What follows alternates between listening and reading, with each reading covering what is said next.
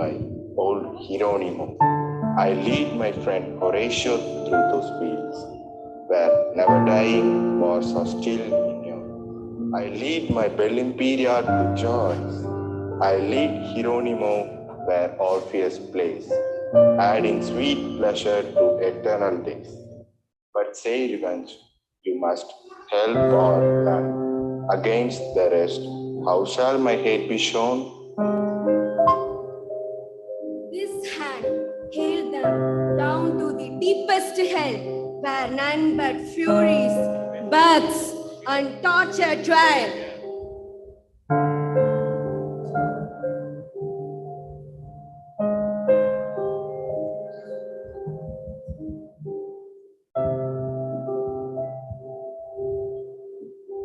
Then, sweet revenge, do this at my request. Let me be judge and doom them to unrest. And they live, dying still in endless flames, blaspheming gods and all their holy names. Then haste we down to meet your friends and foes, to praise your friends on ease, the rest in the oaths. For here, though death ended their misery, I'll be their endless assassin. Ghost of Andrea and Revenge exit stage.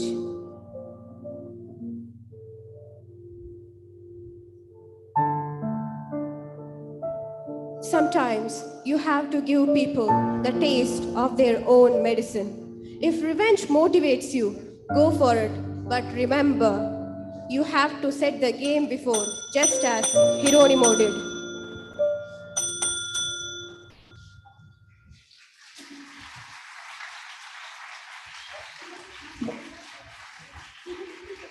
Thank you for your valuable spectatorship.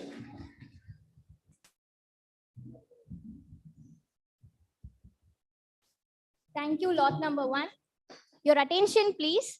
In the course of the narration, the students are requested not to reveal their respective classes. They are asked to reveal their lot numbers. Thank you. Participants are asked to present yourselves on the allotted lot, failing to which you will be losing marks. I repeat, participants are asked to present yourselves on the allotted lots, failing to which you will lose the marks. Thank you. Participants, please note you will be given 3 minutes for stage setting. Please note you will be given 3 minutes for stage setting. Now may I call upon lot number 2. I repeat, now may I call upon lot number 2.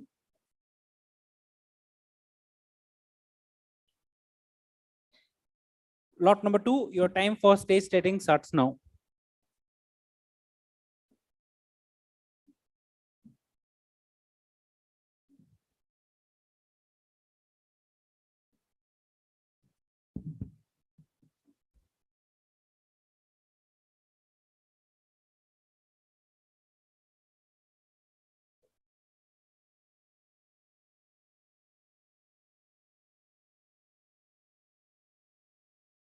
Good morning.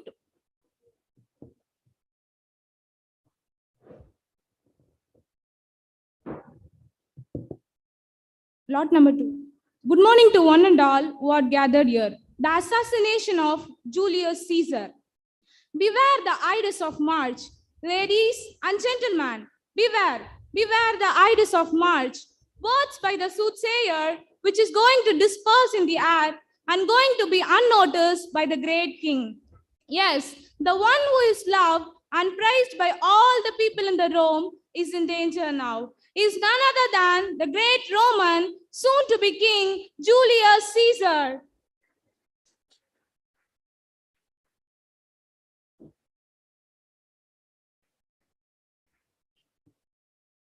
Soon to be? Yes, because Antony has given him the crown thrice, but he does not accept the crown because he loved Romans more than Rome. But the conspirators start to afraid of him because of his great strength and power uprooted in the hearts of the people. Caesar, whose 1 ear may be deaf, but never fails to hear the sufferings of the people. This is the fear of the senators. Cassius, the mastermind behind all the plan of assassination, slowly started to drag the senators towards him. Brutus is not the exceptional one. Cassius made Brutus to believe that Caesar is like a serpent in its shell. Brutus, what he can do? His brain is working more than his heart. Fear blinds his eyes. He dares to kill Caesar, even Caesar, who believed him a lot. Who will save Caesar from this conspiracy? What will happen next? All is in the hands of, the threats in the hands of Morai.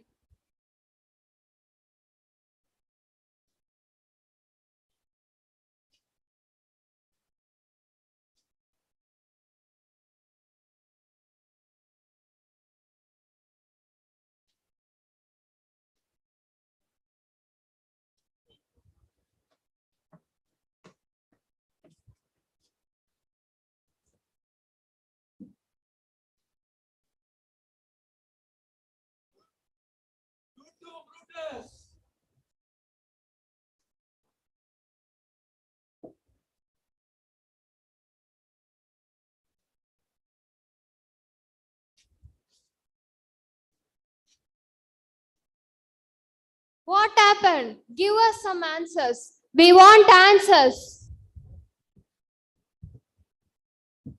Be patient till I finish. Romans, countrymen, and friends, listen to me explain my reasons. Believe me in my honor so that you believe me. If among this assembly, any dear friend of Caesar, I would say to him that my love for Caesar is no less than his own. If that friend then demands why I rose up against Caesar, this shall be my answer, that I not love Caesar less, but I love Rome more. Who would willingly be a slave? None, Brutus, none. Caesar loved me, so I weep for him. Caesar had good fortune, so I celebrated it. Caesar was valiant, so I honor him. But Caesar was also ambitious, so I slew him. Who would willingly be a slave here? None, Brutus, none. Then I not offended any of you. Caesar had done no more to me. You have done. Here comes Mark Antony with the body of Julius Caesar. Just I end my speech, the final words, I kill my best friend for the good sake of Rome. I have myself a same dagger when my country needs my death. Long live Brutus. Good countryman, for my sake, stay here and listen to Mark Antony. Let's stay and hear Antony.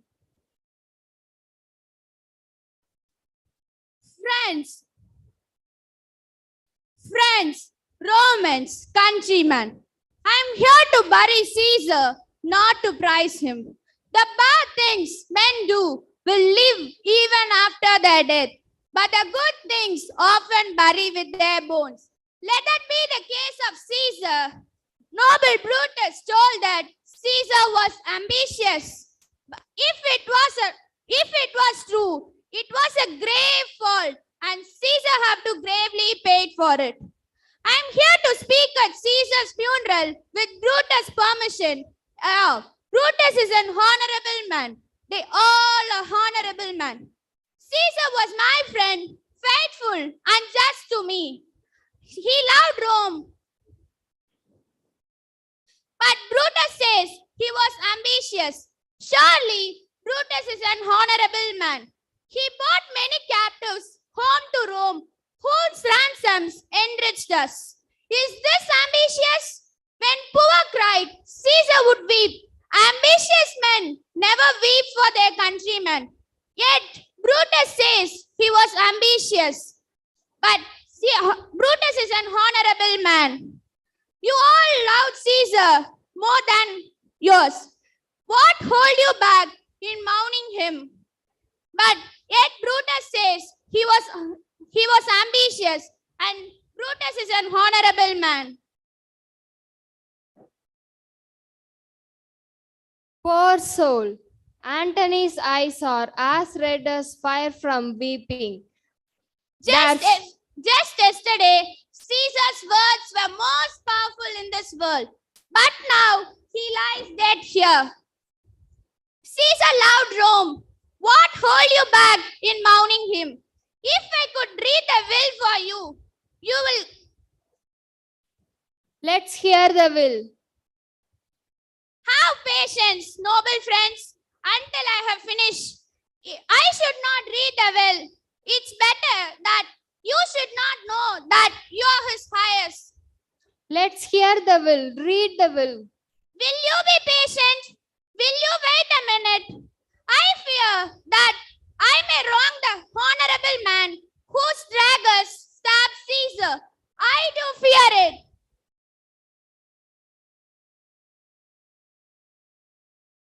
If you have tears within you, prepare to shed them off. This was the unkindest wound of all, for when Brutus stabbed him, it was Brutus' ingratitude more than the stabs of the traitor's arms which killed Caesar. Friends, you don't know how much Caesar deserves your love. Let me read the will. Here is the will with Caesar's seal on it. He gives 75 drachmas, a significant sum to every individual Roman citizen. In addition, he left off the public of all his public parks, private gardens, and new orchards on the side of the Tiber River. He left them to you, and you are his heirs in perpetuity. What a Caesar! When will be another one like him? Caesar, Caesar, kill the traitors.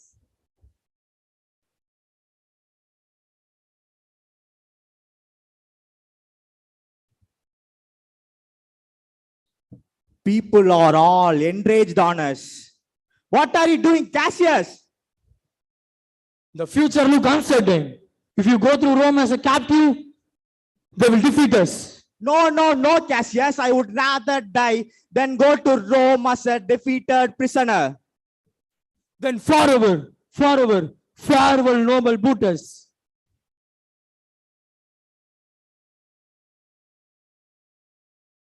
Fear away, my lord. Antony's army has surrounded Brutus' camp.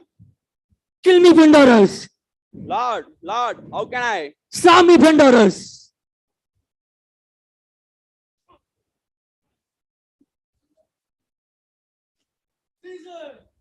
Caesar, you are avenging me, even the spy that killed you.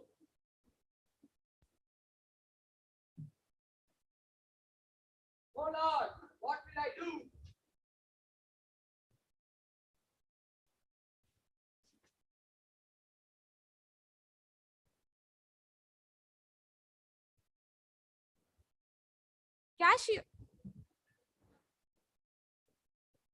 Cassius and Brutus' submissive stance not on a predestined plan, but on their failure to assert themselves. Ultimately, the play seems to be support a philosophy in which fate and freedom maintain a delicate coexistence. Thank you.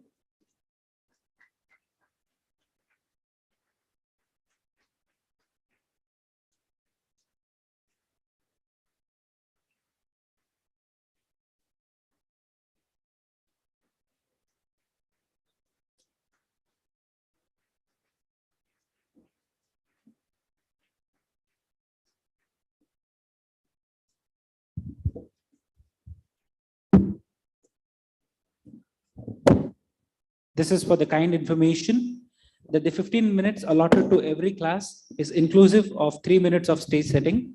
I repeat once again, the 15 minutes allotted for every class is inclusive of the 3 minutes of stage setting. If you set it faster, you can save time for your drama as well. I welcome lot number 3. Your time starts now.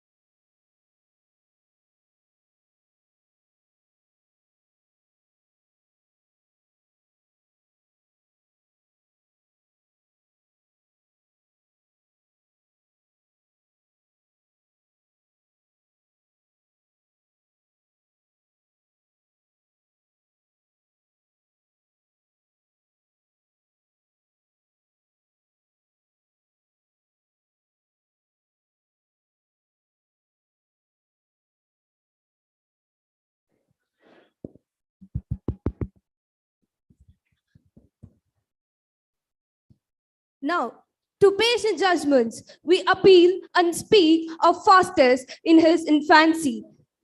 He is so much prophet in divinity that soon he is graceless Dr. May, excelling all knowledge in theology.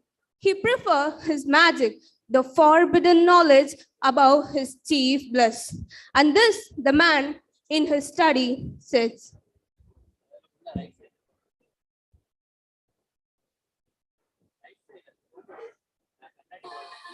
I have been learning for years. For years I really have. You ought to know that. Dr. Faustus, haven't you heard of him? You surely would have. That is who I am.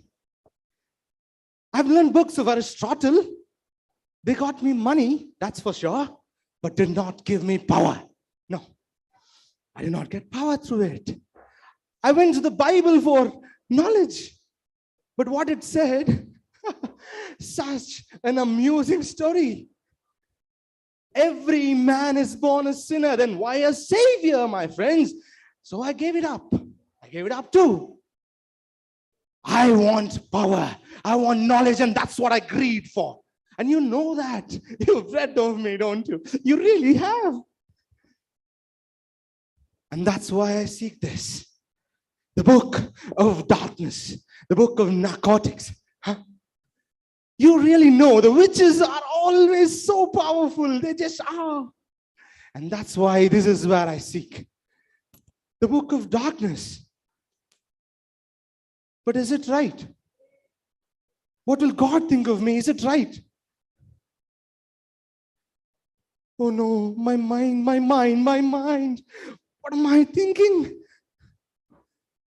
Can someone just tell me what to do? Oh, angels of God, God above, teach me what's right and what's wrong.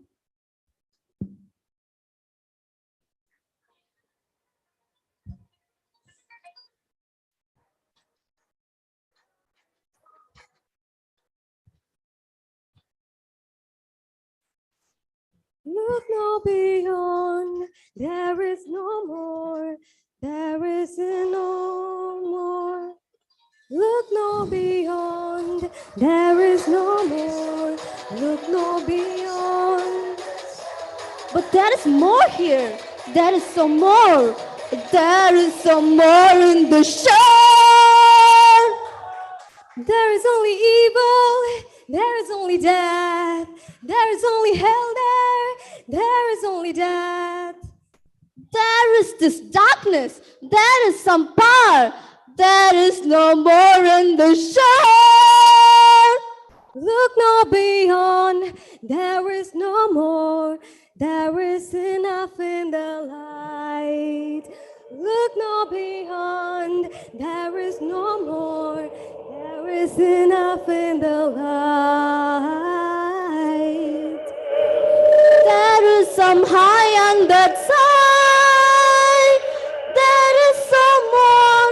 Come looking here, come looking here.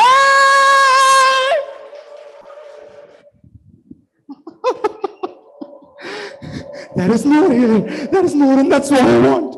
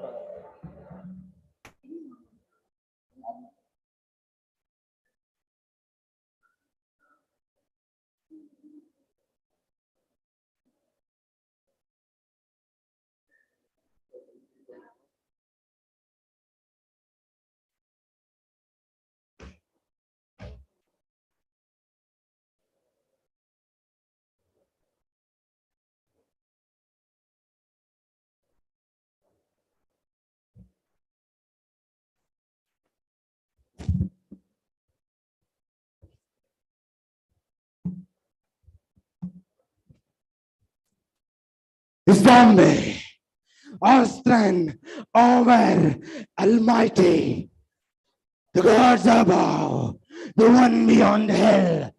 Oh, I call for Mephistopheles.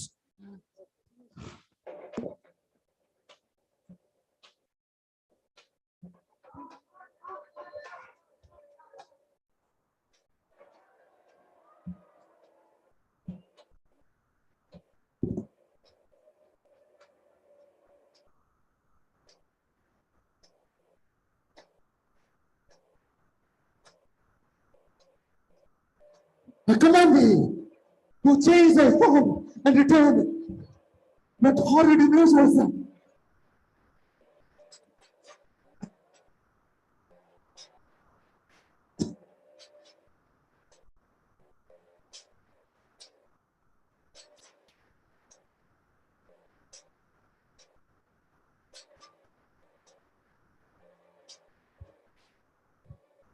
What do you say?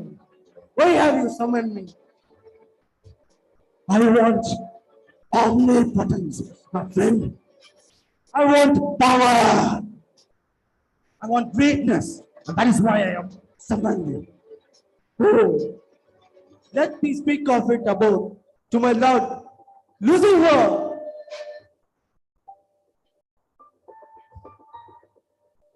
Wait. I'll wait. Did he just say Lucifer? Did he say Lucifer? Oh no, what is it? Is it right? Is it right to go to the devil for help? Oh, what am I doing? Oh God, tell me if it is true. Oh God, tell me if it is right. Can anyone just tell me if it is right? Is it true? Am I safe in you? Will I end up in hell?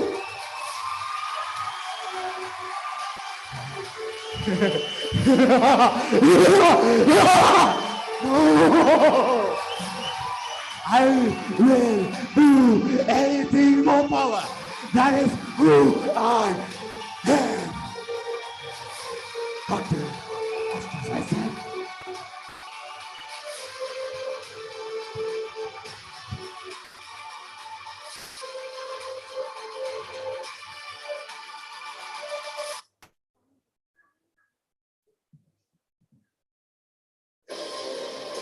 Mephisto, where are you? What about the pact, Mephisto? Mephisto, where are you? Mephisto, I summon you. Where are you? You know I will give blood for this, right? You know I'll give anything for this, right? Right, my friends? Do you know? Do you believe? Mephisto, where are you? Here you are. What did Lucifer say? Master, Sign a pact that you will give your soul as a pay to Lucifer. My soul?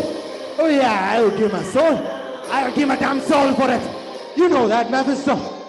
What do I do now? What do I get? What do I get? You will give all the power, pleasure, yes. everything you desire. And what? What's the catch? No one gives honor and power for free, do they? What's the catch, Mephisto? Fastest, sign this pact with your blood, and you will have 24 years of God's power. But 24 years is so long, my friend. But that's okay. Please sign this pact with your blood. 24 years. 24 years is great. 24 years is great. Mephisto, I will do it. I will sign this pact. Tell me what should I do? What should I do? What with this knife?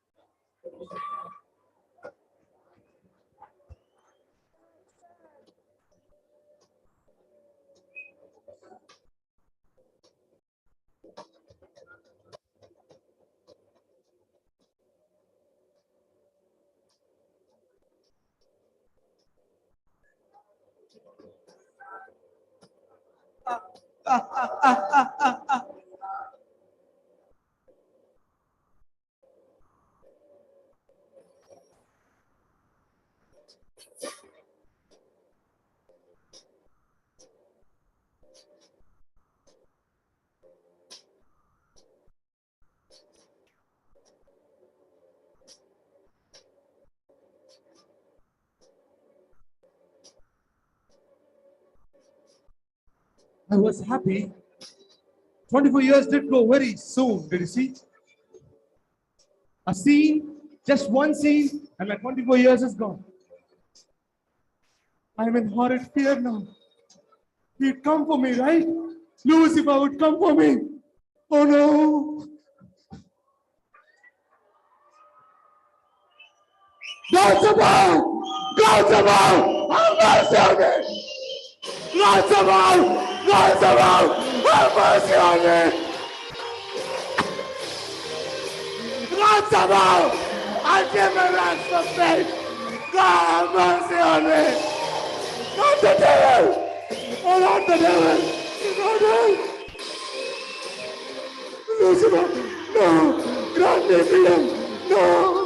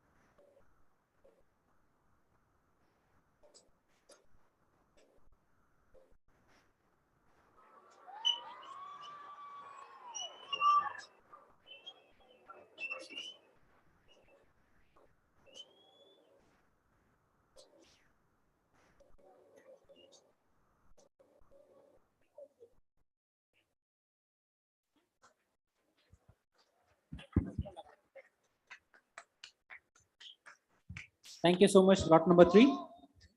Ladies and gentlemen, we are thrilled and excited to have amidst us one of the great theatre personalities, On behalf of the English Literary Association, we welcome Associate Professor N. Ilangu, Head, Postgraduate Department of English, Mannar Tirumala Nayaka College, Madurai, Founder, Director, Fourth Wall Theatre. We acknowledge your presence, sir.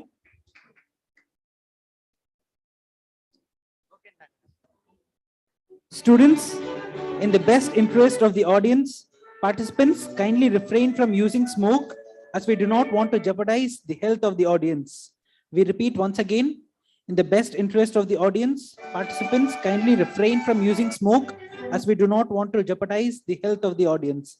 The smoke effects will not affect your scoring by any chance. Thank you. May I request lot number 4 to come to the dais.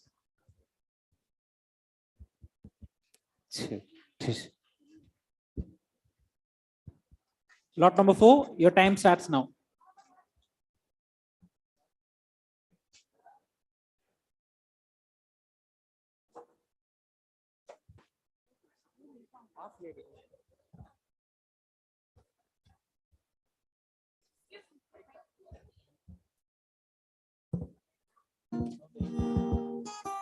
Hello.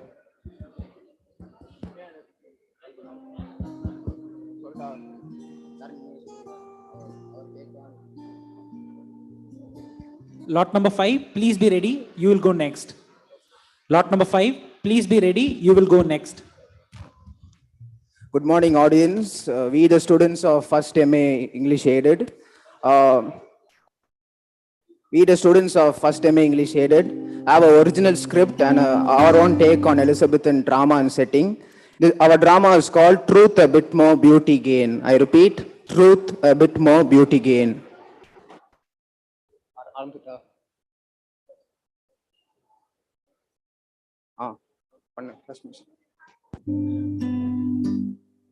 Times are hard in Elizabethan England.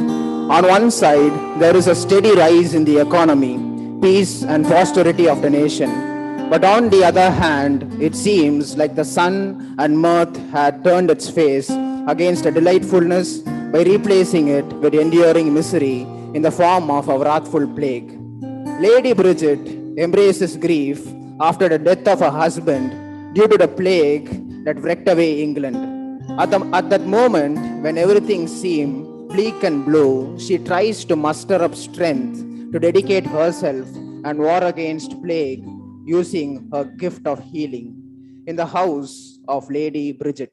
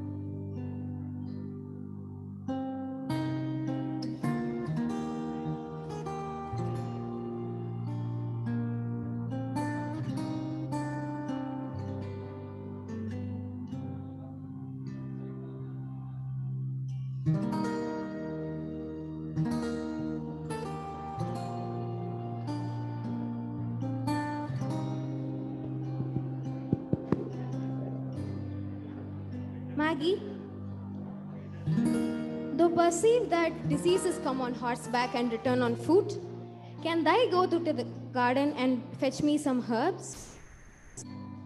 Your ladyship, it is engraved deep within the recess of my heart that to work is half of health. Therefore, I will thither go and fetch you your herbs.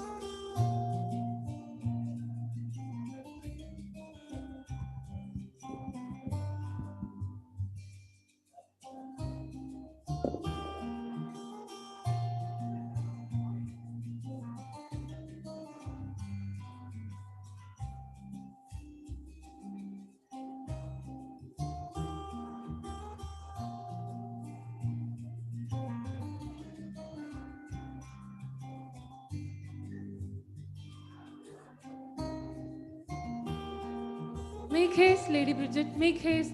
Yonder down the hill, the printer's son is battling for his life. Her ladyship's concoction is required.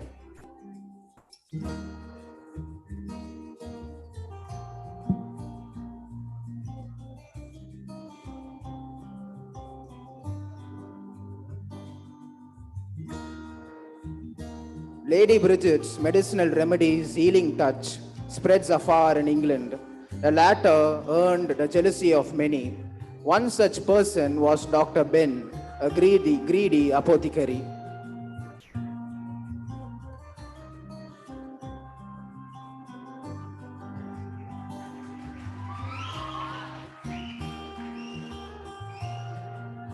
I was earning 20 pounds a week. Now the time is absurd.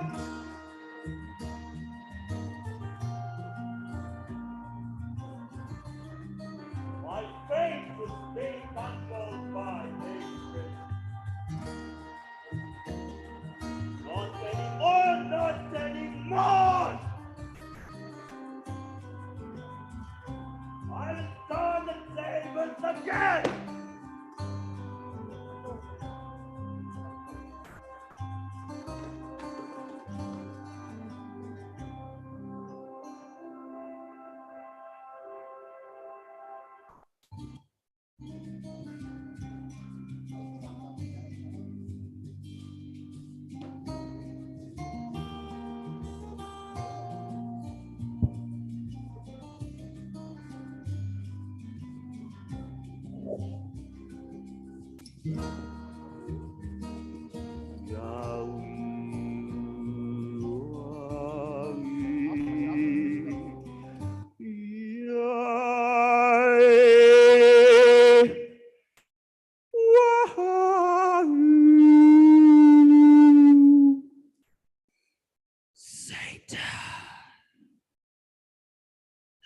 Power.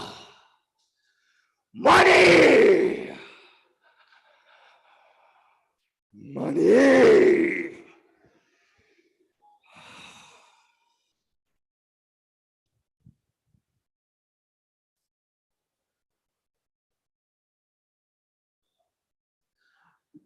The social gentry of the Elizabethan age lack rationalizing and reasoning. It is this weakness that a cruel apothecary exploited for his conspiracy against Lady Bridget. He spread and spun tales of blasphemy that Lady Bridget is a witch and a concoction is a product of her sorcery and necromancy. Dr. Ben whispers in the ears of the social, local, and social society.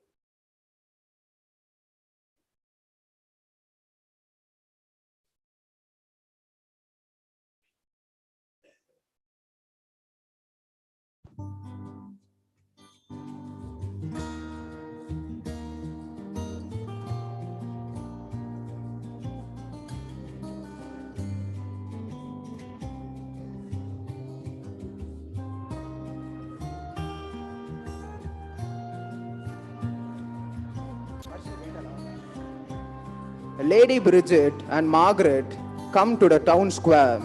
She sees people rushing behind the back. The people in the square welcome her with unwelcoming stares and alienated looks. Lady Bridget feels uncomfortable amidst the whispers. Little did she know that she was about to uncover the reason behind this queer situation, the murmurings of the citizens.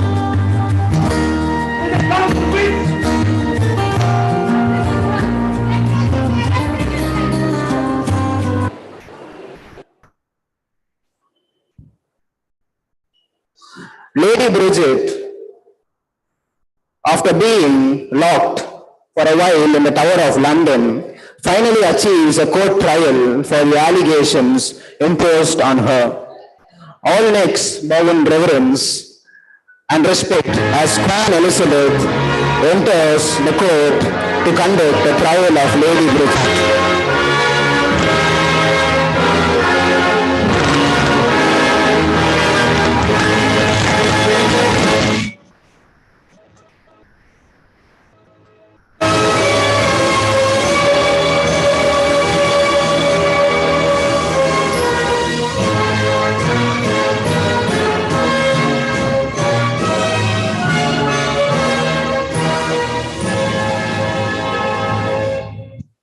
The cruel apothecary, with a heart of vengeance and malice, expresses the heresy of Lady Bridget and hopes to outweigh the scales of justice with his lies. Lady Bridget confronts the trial in dismal desolation with steadfast opposition in favor of her. But deep down in her heart, she believes that truth always triumphs. Having heard from the myriad of accusations and false witnesses produced by the apothecary, Queen Elizabeth moves to the defendant, Lady Bridget, to hear her defense. And Lady Bridget has no defense, alas. The final words of Lady Bridget causes the entire audience a standstill.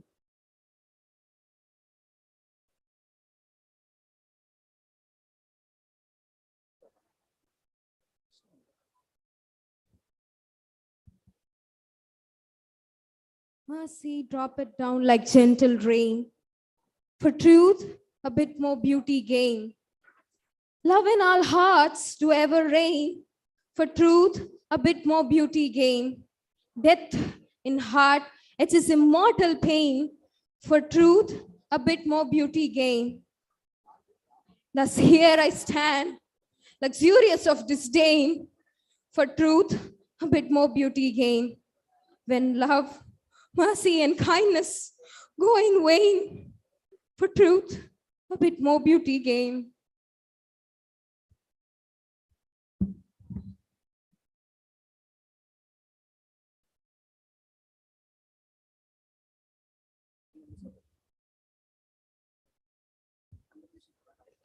Do you consider Lady Bridget's heresy as an accusation?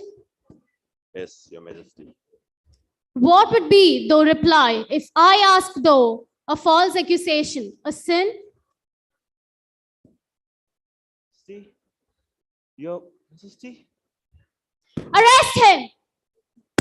May the Lord allow heavenly justice to triumph over the trampousens on the malfeasance of Dr. Ben.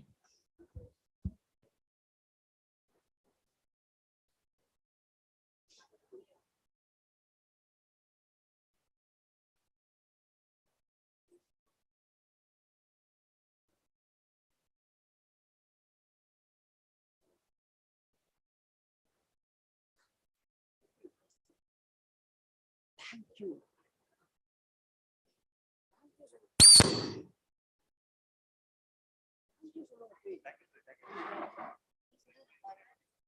Thank you for your patience while we enacted our play. Thank you.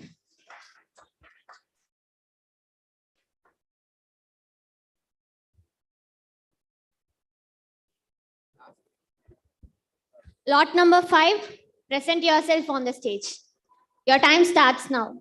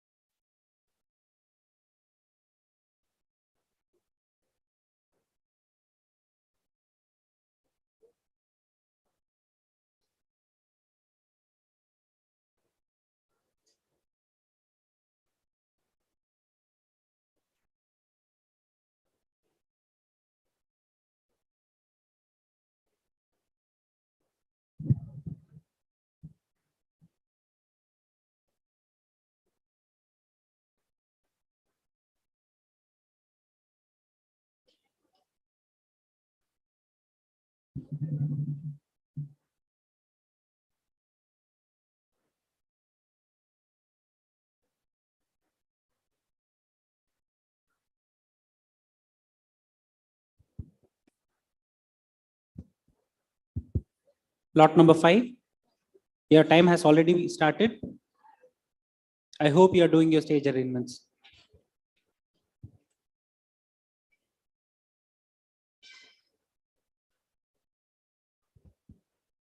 Lot number 6, please be ready.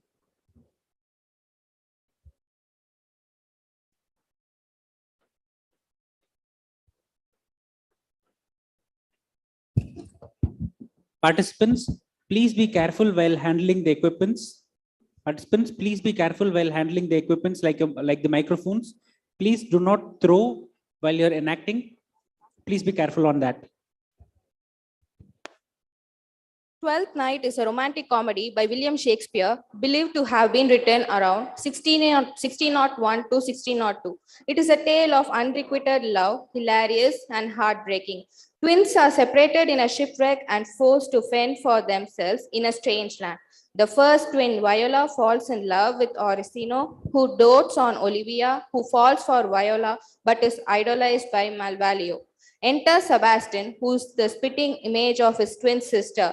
Here we have third BA English B to enact a drama on the following play, Twelfth Night.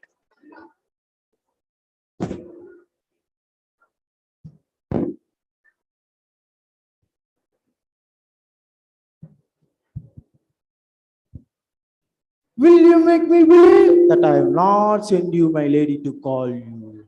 Go away, you foolish merrymaker. Let me not see you. You may easily say that. I don't know you.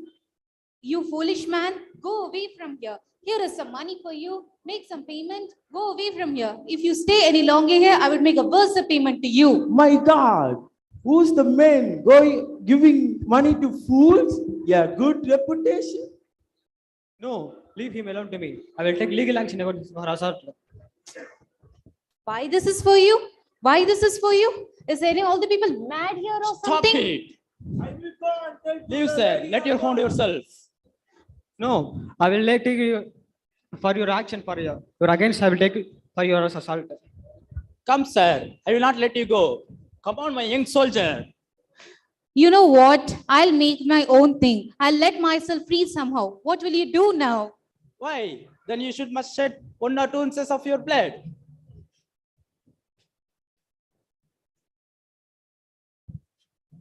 Stop, Toby. Stop. I will charge you on your life. Just stop. Madam. Will you always remain so uncivil, undignified, you brute? Dear CCO, do not be angry. Go away, you refine. Come, sir. Let's speed up to the priest and let's get married the very moment.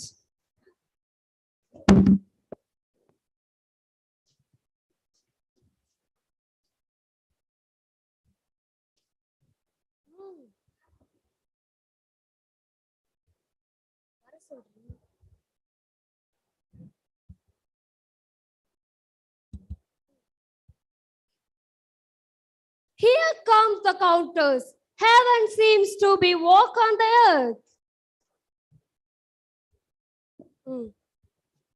What do you want, my lord? Apart from the one thing I cannot grant you. Gracious Olivia, why are you still so cruel? Still so constant, my lord. Do whatever pleases you until it benefits you. Why should I not? Come with me, my boy. My third drive for mischief, I will sacrifice the lamb that I do love to spite the heart of the crow with the outward form of the dove. And I most willingly and appropriately, in order to bring peace to your mind, will die 1,000 deaths. Where are you going, Sario? He is very important to me, more than my eyes, more than my life, and more than every standard. How shall I marry a wife? Oh, me for being hated. How am I deceived? Who deceives you? What does you do wrong? Oh, have you forgotten yourself? How much time lapsed? Come, let's go away. Sario, my husband. Stop. Husband? Yes, he is my husband. Are you her husband, sir? No, my lord, I'm not. Oh, how can you forget that? No, I'm not your husband. I do protest. Alas, do not suppress your true identity. It is your fear that suppresses your true identity. I do protest. I'm not. Do not be afraid, Cesario. Acknowledge the truth that forgotten you. No, I'm not your husband.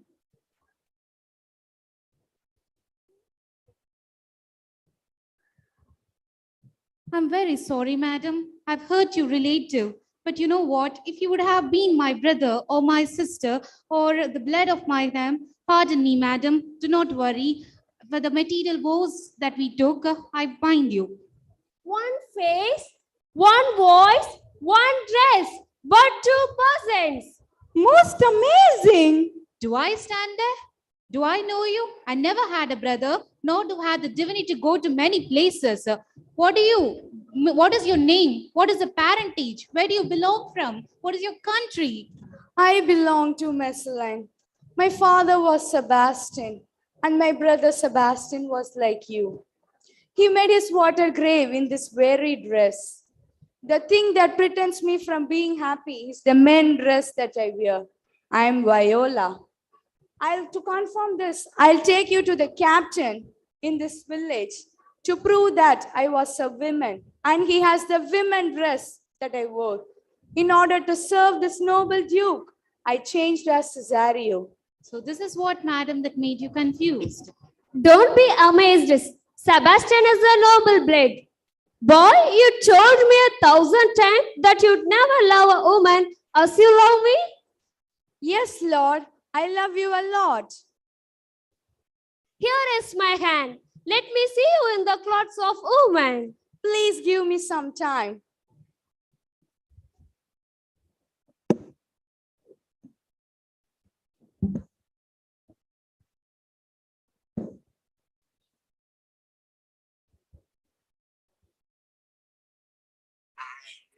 I care not for good life. Oh, mistress mine, where are you roaming? Oh, stay and hear your true love's coming, that can sing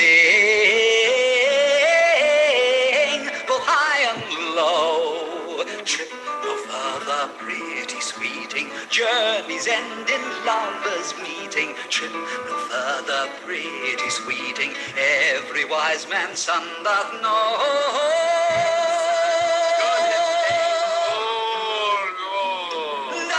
What is love? 'Tis not hereafter. Present mirth and present laughter. What's to come is still unsure. In delay there lies no plenty. Then come kiss me, sweet and 20. In delay there lies no plenty. Youth's stuff will not endure.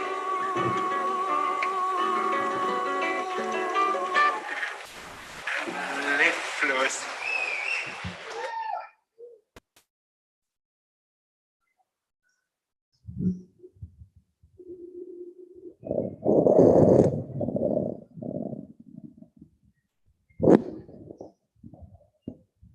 Madam, I am quite ready to accept your offer. You sacrificed me a lot. Now your master relieves you from a service and a service you have done for him.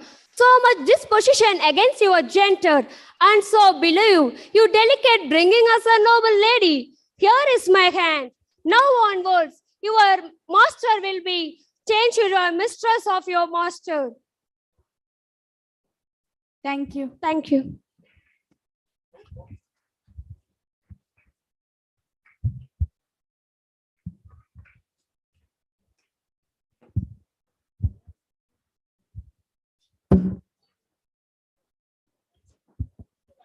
Thank you, lot number 6. Participants are requested to clear the stage after your performance.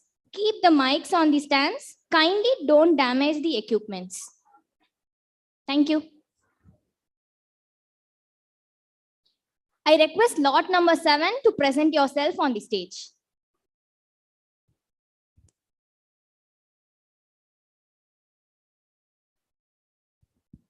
Participants, I repeat, kindly place the mic on the stand. Do not keep it on the floor. I repeat once again, participants, kindly place the mics in the stand. Do not keep it in the floor.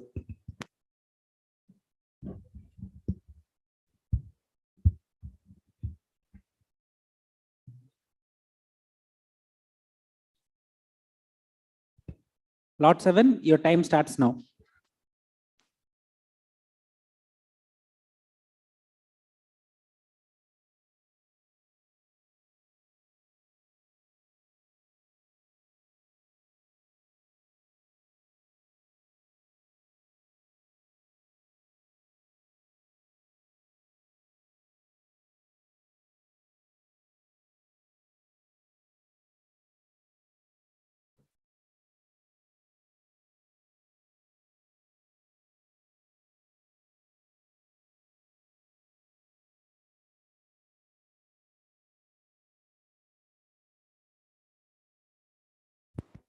Lot number 7, your time is running out.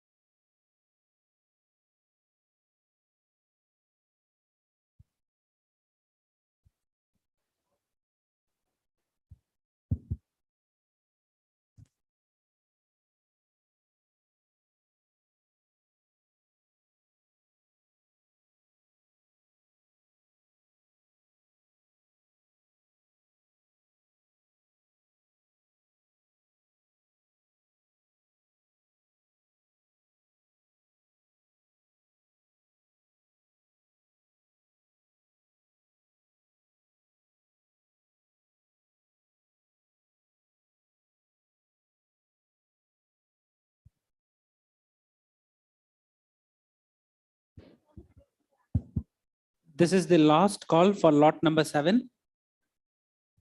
This is the last call for lot number 7. Please occupy the stage. Lot number 7. This is the last call for lot number 7. Lot number 9 and lot number 10, please be ready. Lot number 9 and lot number 10, please be ready.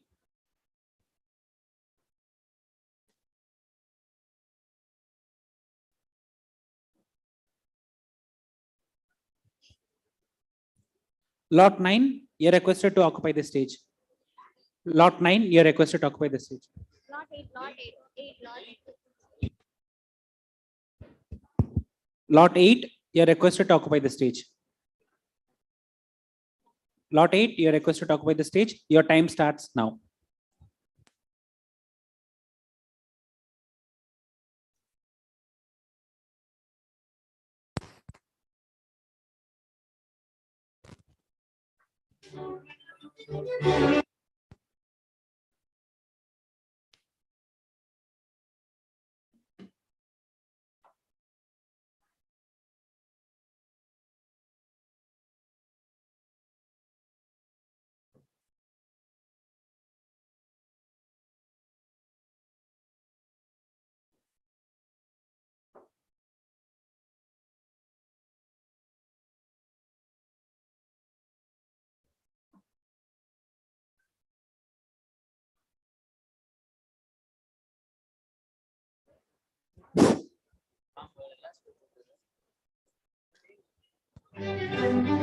Good morning, everyone. We are here to hold the stage with a play of Shakespeare. It is based on a mythological hire of Britain. Act 1. The king holds a public ceremony to divide his kingdom among his daughters, during which he asks his 3 daughters to declare their love for him.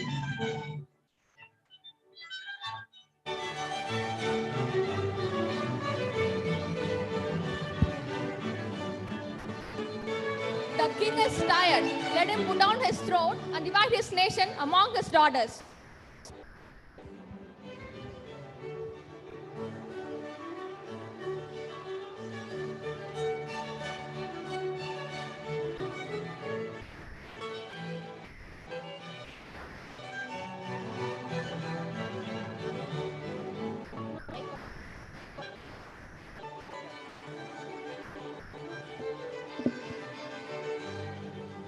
Where's my father? I haven't brushed my hair. And I have to change my gown.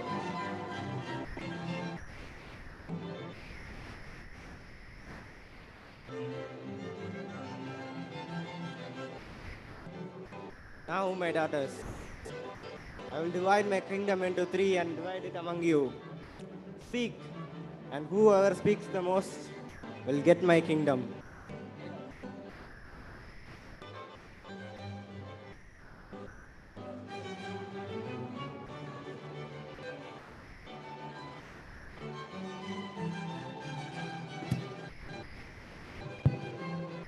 I love you. I love you more than words can describe. No less than life with beauty, honor, and beyond all of manners, love and care. I love you, Dad. Well done, my dear. Now, our second daughter, Regan, speak.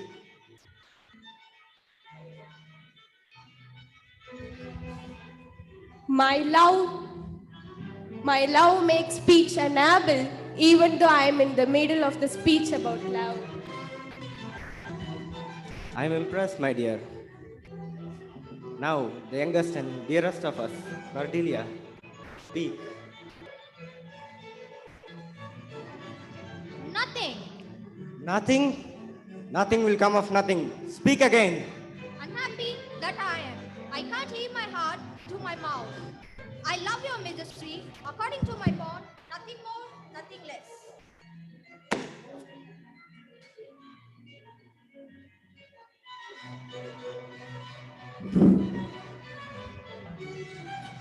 I admire you say the thing.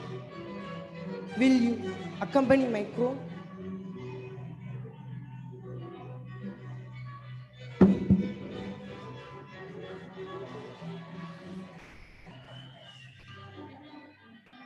Act 2. On the other side, Earl of Gloucester and her 2 sons were of 2 parts. Due to a small misunderstanding, let's take a look at Edmund's intelligence.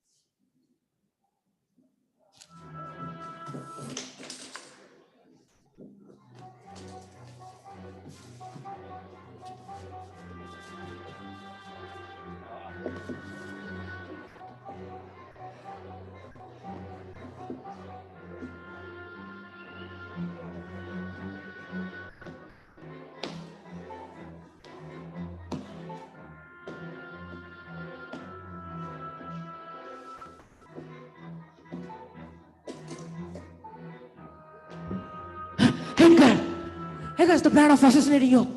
I tried hard and a little hurt. A little? Huh? Get up.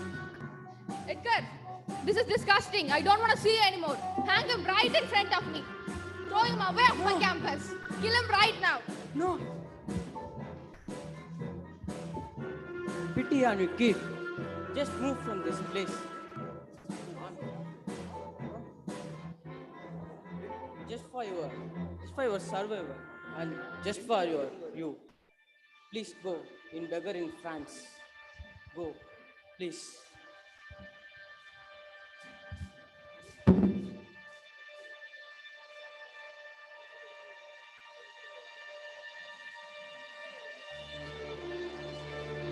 Act 3. No, Edmund is no more Edmund. He is Tom, a beggar.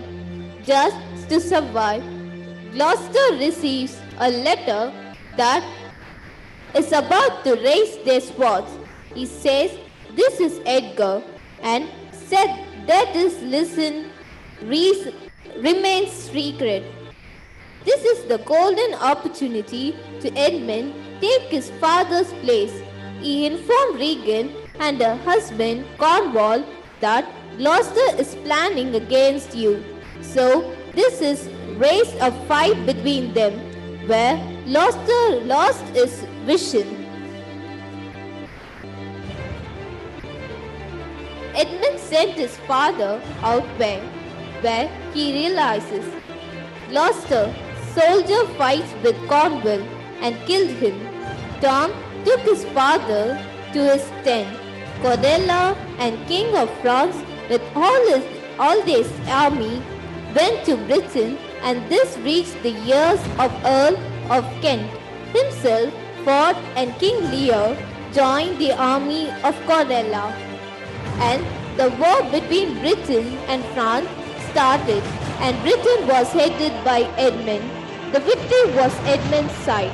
So here's the time to execute his plan. Edmund put Cordelia and Lear behind the walls.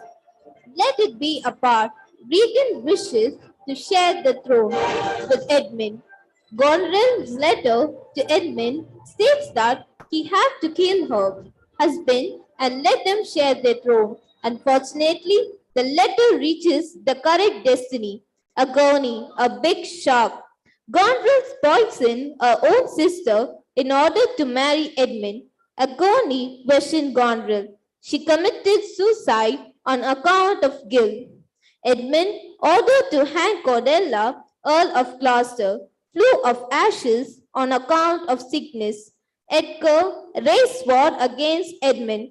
Edmund fell finally.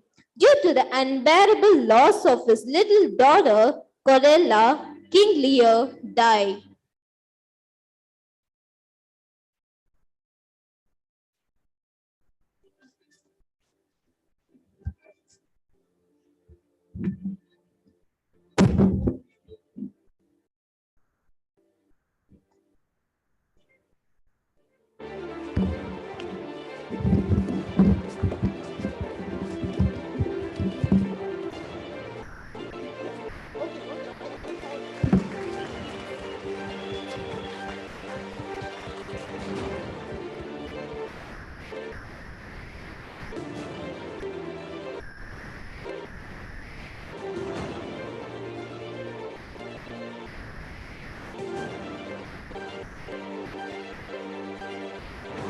No, no! Cordelia! My dearest! No! How was my love blind? How could I not see the true love? Why? Thy betrayers are dead. Yet why do you sleep still? Cordelia! No!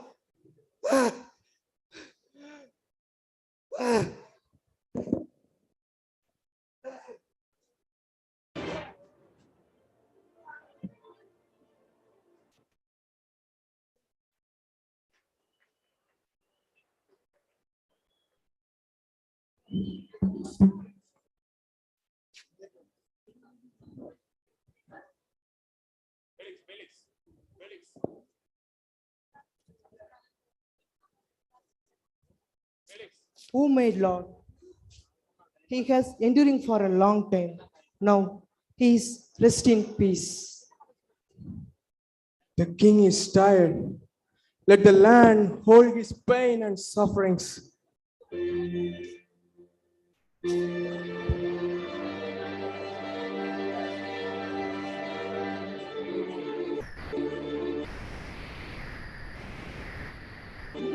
Thank you.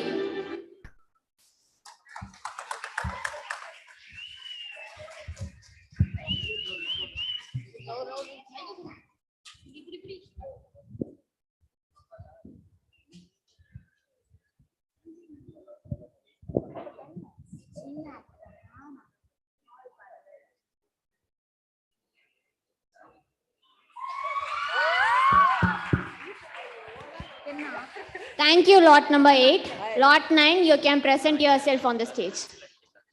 Lot number 9, you can present yourself on the stage. Your time starts now.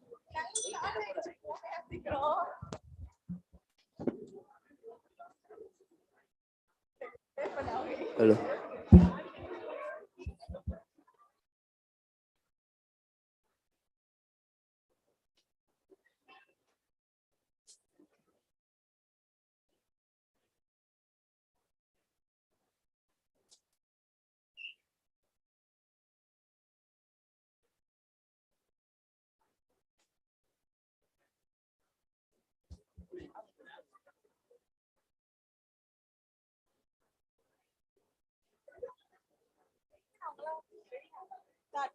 Good morning, everyone. Antony and Cleopatra is Shakespeare's most luxuriant tragedy. The action sprawls around the Mediterranean world as it gives historical form to the mythical character between Venus, the embodiment of love, and Mars, the god of war.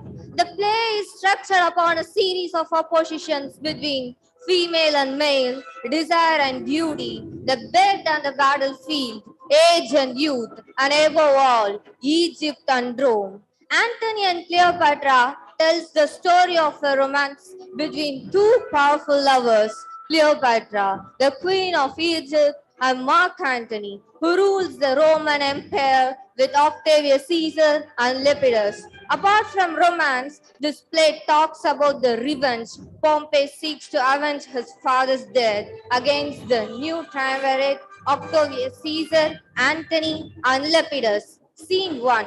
In Alexandria, enter Cleopatra and Antony.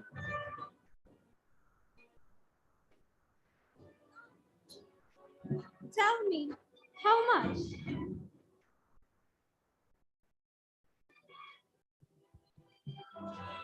There's beggary in love that can be revoked. I'll sit a bone, how far to be beloved.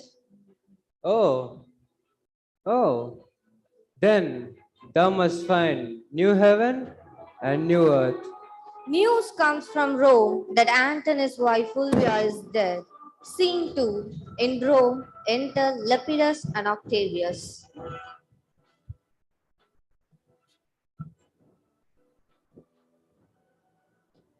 Tis pity of him.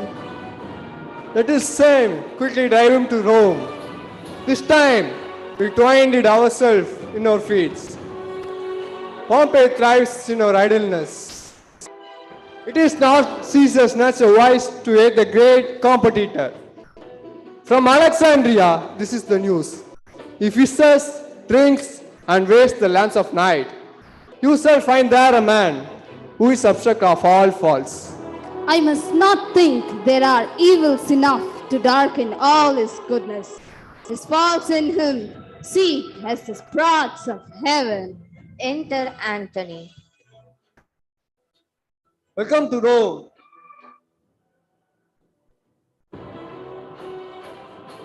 Oh, Caesar, thank you. I hear you don't take things well which concern you. I must be laughed at. For nothing or little, it not concern me. My being in Egypt, Caesar, what is it to you?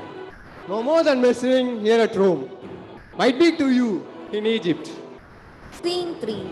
To cement an alliance with Antony, Octavius proposes Antony to marry Octavia.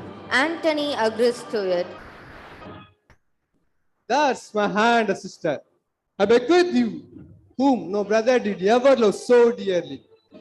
Let her live to thine our kingdoms and hearts. May it never sway our great designs.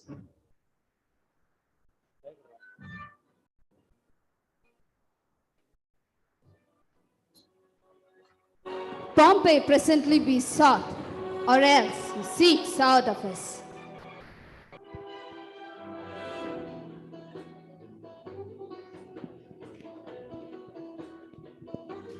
The world and my great office shall sometimes, sometimes.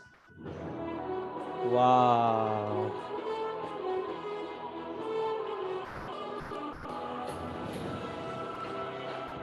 Time calls upon us.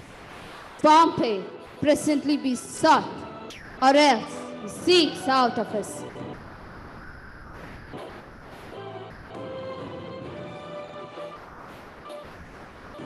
Where is she? Above the Mount Misenna. What is strength by land?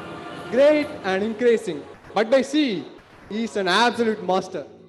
Scene 4. Exit Caesar and Lepidus. Enter Octavia and Antony. Wow. The world and my great office shall sometimes separate you from my bosom.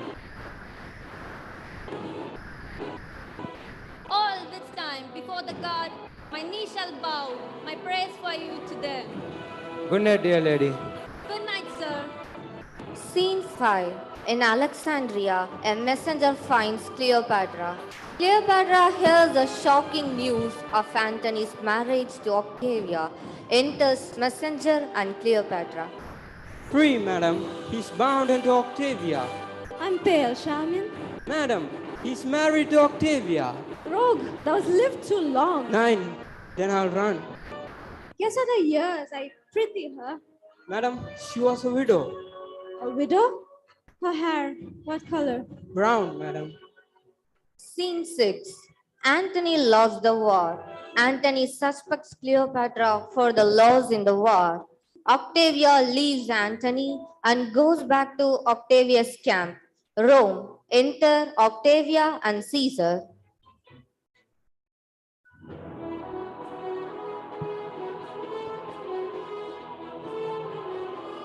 Hail, Caesar and my lord. Hail, most dear Caesar. That's who ever called thee, castaway.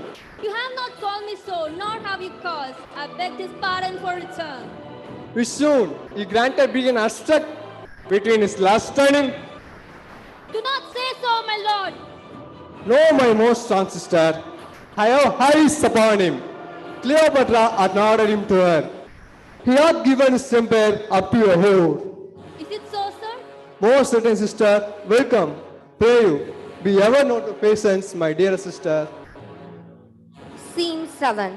Cleopatra sends a messenger to lie that she is dead. Rome. Enter Cleopatra and her messenger. Help me. Oh, he's more mad at me than Telamon for his shield. To the monument. There lock yourself and send him word you are dead. To the monument. God tell him I was slain myself, and the last I spake was Antony. And word it, pretty, piteously. Scene 8. Rome. Enter messenger and Antony.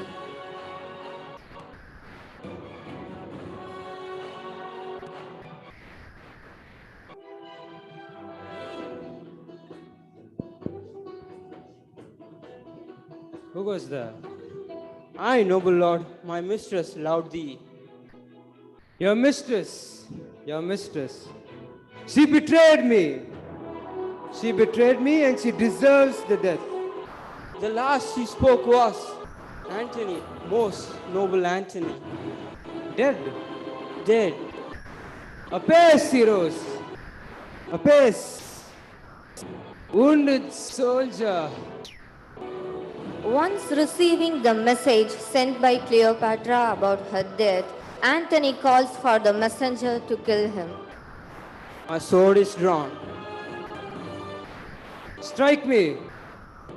My dear master, my captain, and my emperor, before I strike this final stroke, farewell. Farewell, my man. Now. Farewell, great chief. Shall I strike now? No. Scene 9. Enter Antony and Diomedes. My mistress, Cleopatra, has sent me to thee. Where is she? She locked in her monument. She had a prophetic. Clear that in. My friends, take me to her. Take me where Cleopatra lives. This is my final farewell. Please. Scene 10. No one kills him but is heavily bruised and learns the truth. Then asks to see Cleopatra. Cleopatra emerges from her cell to meet Antony. Enter Cleopatra and Antony with the two messengers. Oh, son. Caesar. Caesar didn't overthrow me. But it is I, Antony. Antony would count on himself. So it should be that none but Antony should conquer Antony himself. I'm dying. I'm dying, Egypt. I'm dying. The earth does melt, my lord. With it is the garland of war. The odds are gone and there's nothing left remarkable beneath the visiting moon. Cleopatra is taken to prison where she asks her servant for a basket of fruits with a snake in it. Faced with the prospect of losing her kingdom, Cleopatra herself committed suicide by allowing a poisonous Egyptian serpent to bite her. Come, thou wretched beast, poor venomous soul, oh, be angry and dispatch. Oh, couldst thou speak that I might hear thee? Call the great Caesar ass and Polycete. Oh, Eastern Star. Peace. The two lovers presented in the play may be world leaders, but they are also, after all, only human beings, flawed and aging ones at that. We as human beings share their mortality. Many of us recognize their historical grandeur, and thanks to Shakespeare's sensitive portrayal of them, Antony and Cleopatra are no more and no less extraordinary than we are. Thank you.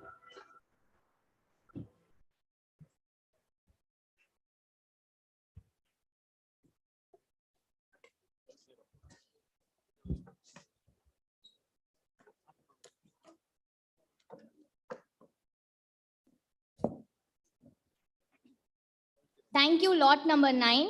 I request lot number 10 to present yourself on the stage. Lot number 12 and lot number 14, please be ready.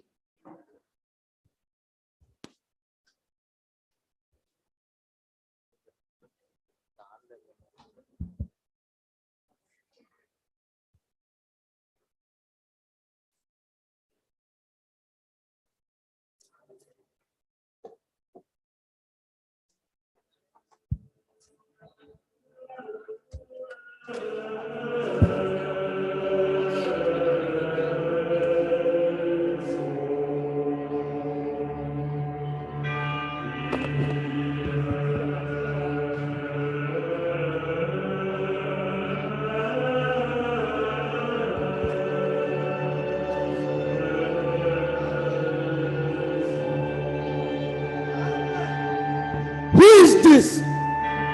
Who are you?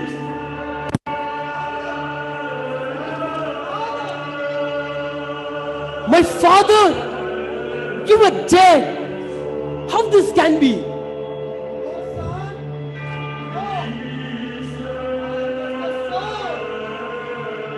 Oh, Father, I missed you so much. Why did you leave me alone? No, son. No, I didn't. I was poisoned and I was murdered. What? By whom? It was your uncle. He was poisoned me and murdered in the cold blood. What? Claudius! Seek revenge, my son. Seek revenge! I will kill him with my own sword!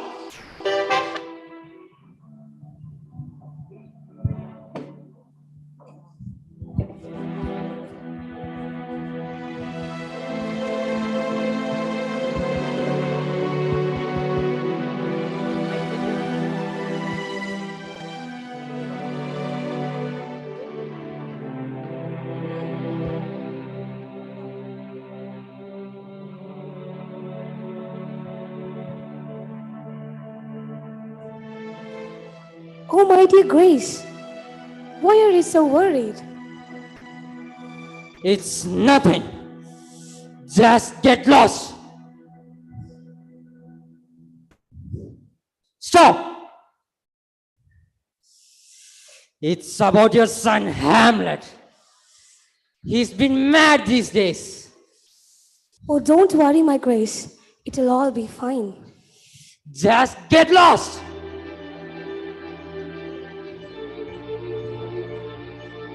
My Grace, I can sense your worries about Hamlet and his madness. I think I have a solution for that. A solution, Polonius? Yes, of course, my grace. Then tell it quick. Why are you wasting my time? It's okay, my grace. I'll tell you. My daughter Ophelia and your son Hamlet, let them be married. And if he get married, he will get responsibilities and he will overcome his madness. A family man? Of course. A family man will overcome his madness. Make the arrangements.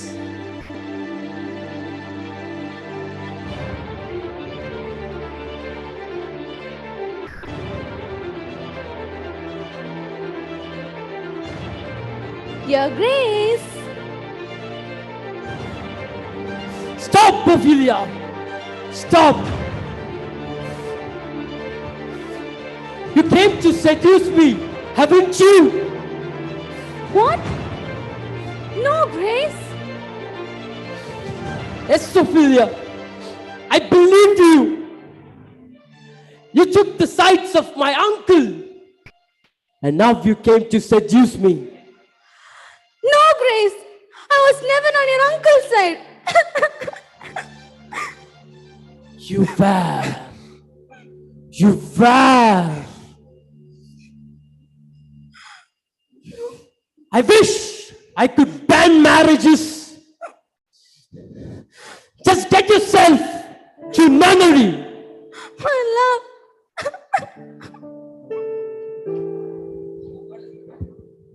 When a group of actors came to Elsinore, Hamlet seizes upon an idea to test his uncle's guilt. He decided to enact a play that resembles his father's murder by Claudius. As the play was enacted, Claudius left the room. When the moment of the truth arrived, Hamlet and Horatio agree that this proved his guilt.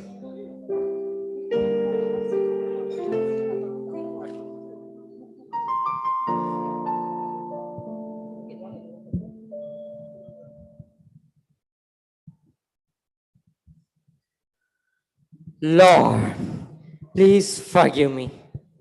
I have sinned a lot. I murdered my own brother. Please forgive me. But I am unprepared to give up the queen, the crown. Please forgive me. Look, my lord. It's Claudius. He's praying. It's the right time to kill him. Kill him. Yes. Yes. What happened, my lord? What happened? If I kill him now, he will go to heaven. No. He must rot in hell. Sweet smell of revenge! I will kill him with my own hands!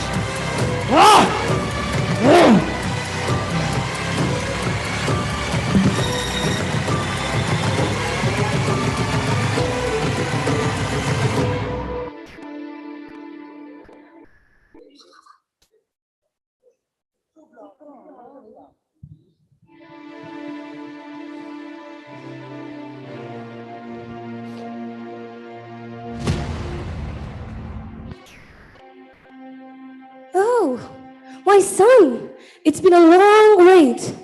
I'm so happy to see you. My mother, my innocent, sweet mother. Do you know about your beloved husband's murder? What? Yeah, you know nothing. What are you saying? Do you even know about my father's mystery murder? What are you saying? I don't know anything. No, mother.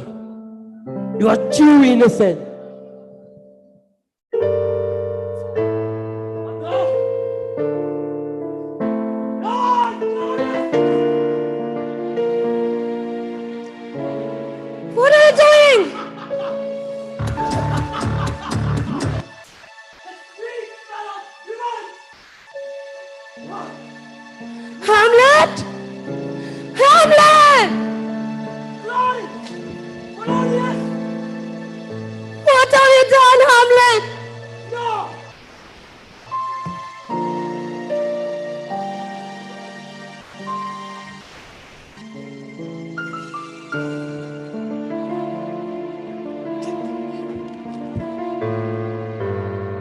Claudius banishes Hamlet and he sends him away to England with his friends. Hamlet's ship was attacked by pirates and he returns to Denmark.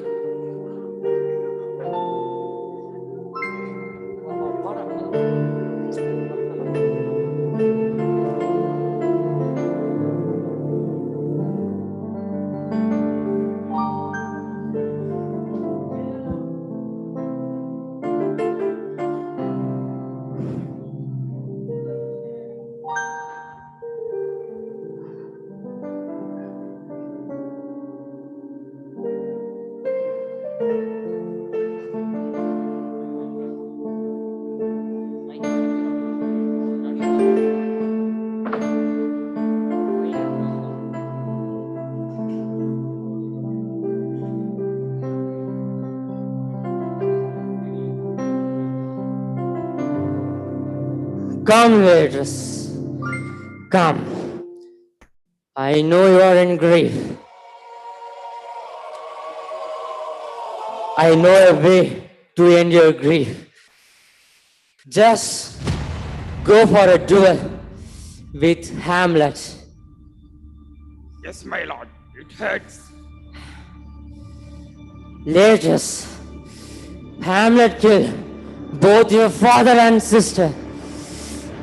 And that bloodthirsty Hamlet who killed them both is free and alive. You must kill him, fight him, squad to squad. It's been always my nightmare, my lord. I know, my son, but I know a way to end this nightmare.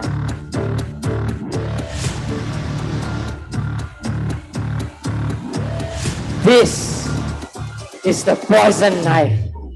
I can kill a person with a single hit. But lord, he is rich in sword fight. He will kill me. I know.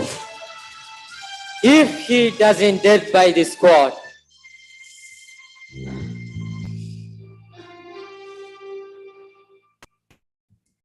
give him the poisoned wine. I will provide you.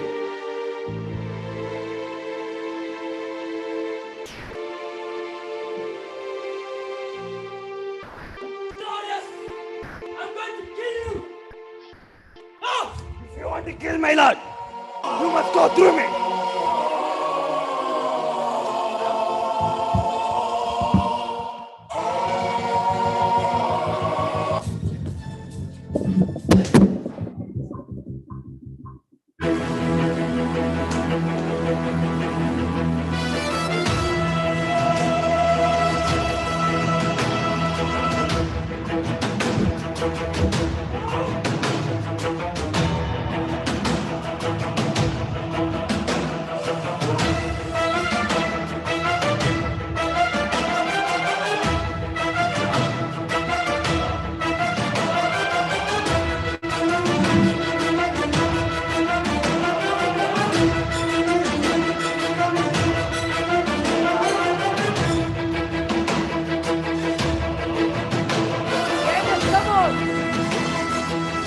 Attack him! Stop! Hamlet, for your first hit, drink this wine. No, I will never. Just drink this for your first hit.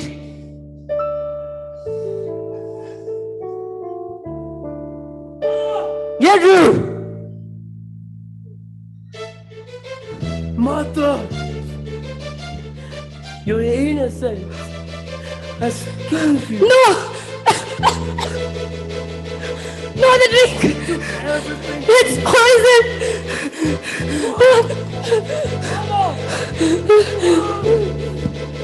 I will kill you.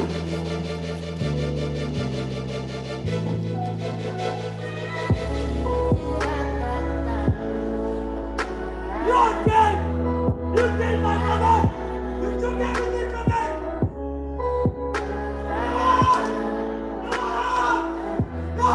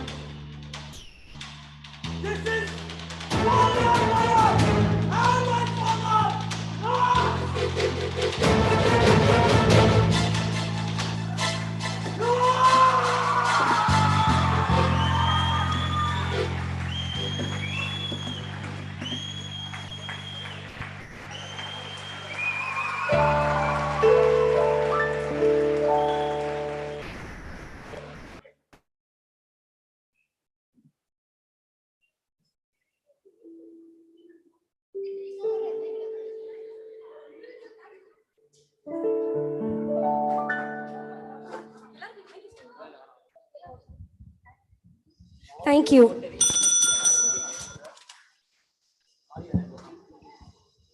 Thank you, lot number 10. Lot number 12, it's time to occupy your stage. Lot number 12, kindly occupy the stage. I request lot number 14 to be ready. I request lot number 14 to be ready. Lot number 12, your time starts now.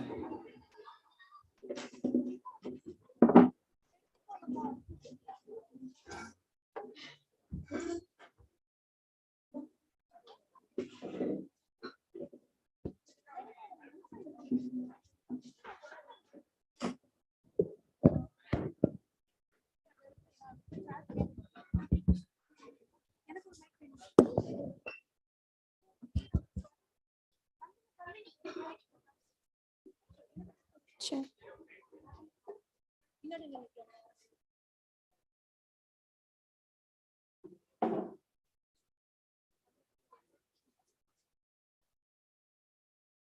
We, by ourselves, pen down the script. I know I have the body of the weak and feeble woman, but I have the heart and stomach of a king of England too. We, the students of 3rd BA English, carry immense pleasure in welcoming you all to the golden age of Elizabethan era. Here I introduce the adorable queens of Shakespeare. Hermione from The Winter's Tale. Desdemona from Othello. Cleopatra from Antony and Cleopatra. Rosalind from As You Like It. Juliet from Romeo and Juliet. Portia from Merchant of Venice. Finally, introducing our majestic queen, Queen Elizabeth I.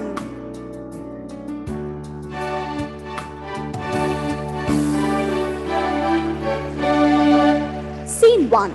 The queens are united to enlighten fresh leads for their kingdom. Here, I honor all the beauties of the grand turnout.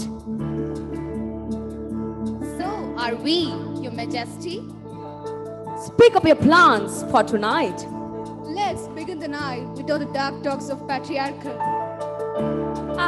That's impossible. Obviously, we live under different conditions.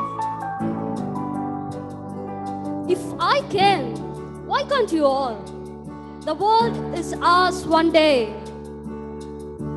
I welcome your statement, Portia. Let's begin our feast. The time is ours. The time is ours.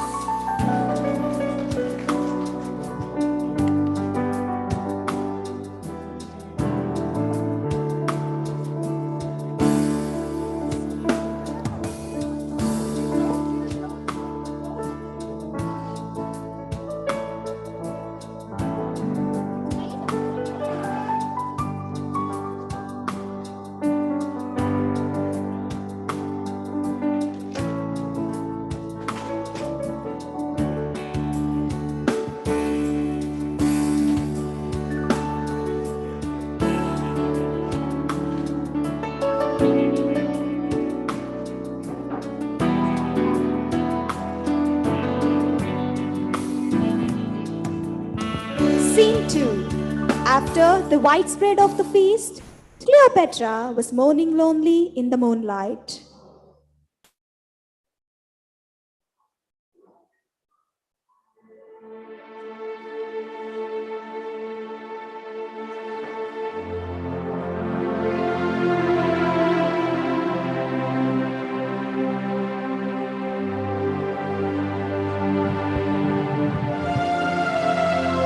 I can see the full moon now, free from the obstructions of manly clouds. I live in the midst of seduction, worrying about my end, Hermione. I have been dead for 16 years of suspicion, and it's my second will. Let me say you something. Seduction is about intelligence and wit. Someone who makes a woman laugh has every chance to seduce her. Enters Rosalind. You are right, Hermione. Once I was banished by my father, heartbroken and disturbed in my life, but my inner strength led me in positive way, rather than to simply bemoan my fate. I'm so grateful for your words, and now I feel more powerful and stronger than before. No worries, every woman has got their problem, but it is up to our bravery. It's time for our sweet dreams. Good night.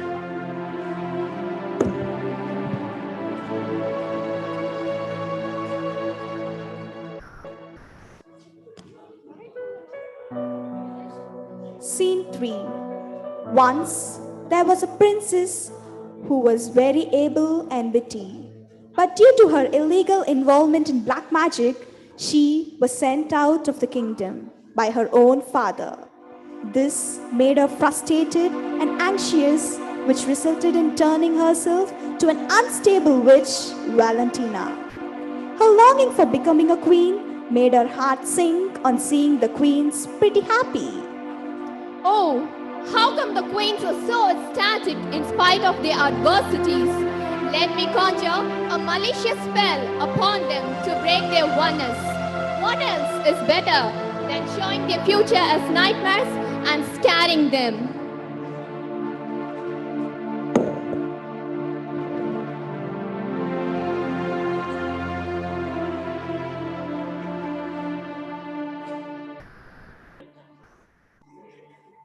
Scene 4.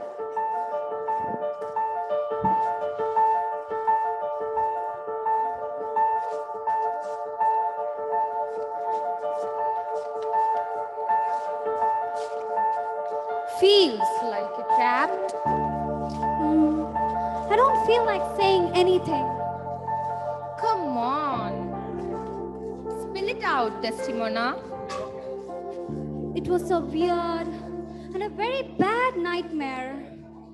I saw myself dying. My husband strangled me to death, and I'm dead without even knowing why I was being killed.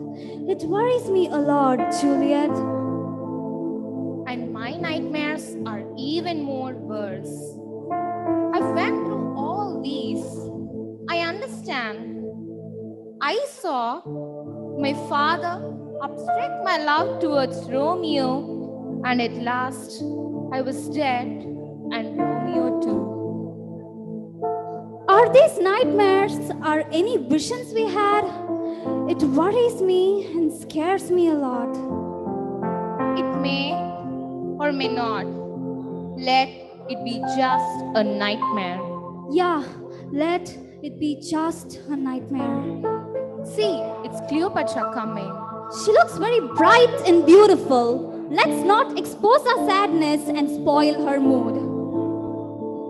May I join you? Sure, but before that, the moon and stars look dull before your face. You look extremely beautiful, Cleopatra. Yeah, thank you. It's all because of Rosalind and Hermione. It's them who boosted me up. You don't worry. Take these beautiful roses. All of a sudden, the hidden witch, listening to all these talks, freezes the moment. I cannot tolerate the sweet talks anymore. Let me put a spell on the token roses and destroy their love talks.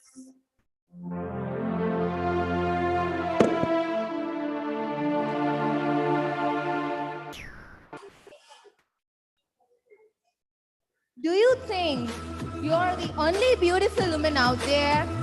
If you think so, how dare you both raise your words against me? The other queens rush up to the garden as they hear the quarrels.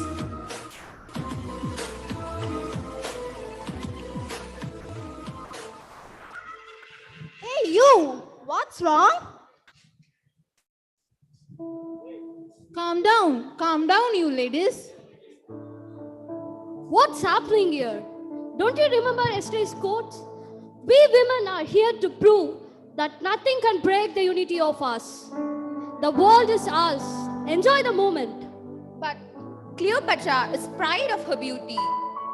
Equality and beauty lies in the heart and mind of the person. If you act deserving, the world becomes yours once. Queen Elizabeth enters. Well done, Portia. I know you're well known for your justice and intelligence in the conflict between the great merchant of Venice, Antonio, and the Jewish Shylock. I deserve you, my highness. No women are unjust to any woman.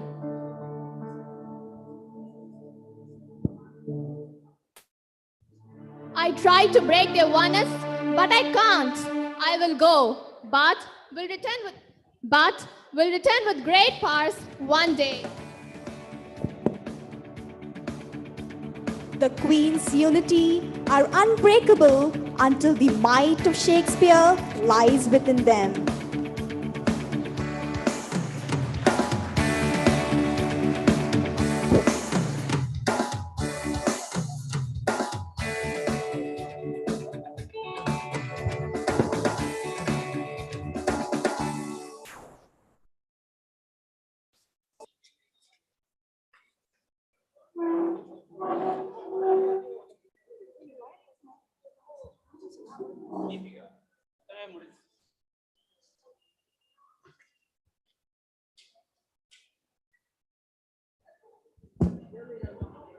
Thank you, Lot 12. Lot 14, you can start your stage decoration. Lot 14, you can start your stage decoration. Your time starts now. Meanwhile, this is the last call for lot number 5 and lot number 7. This is the last call for lot number 5 and lot number 7.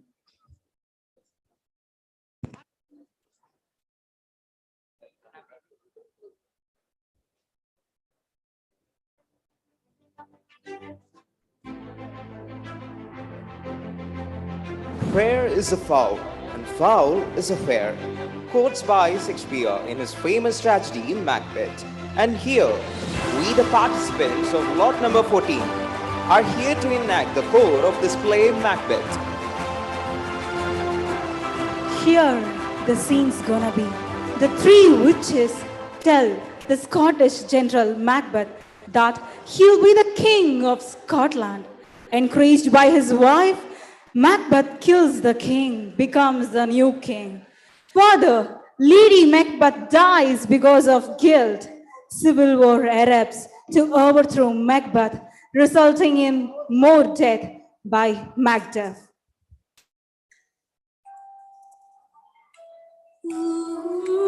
Let's the play begin with the entry of three witches.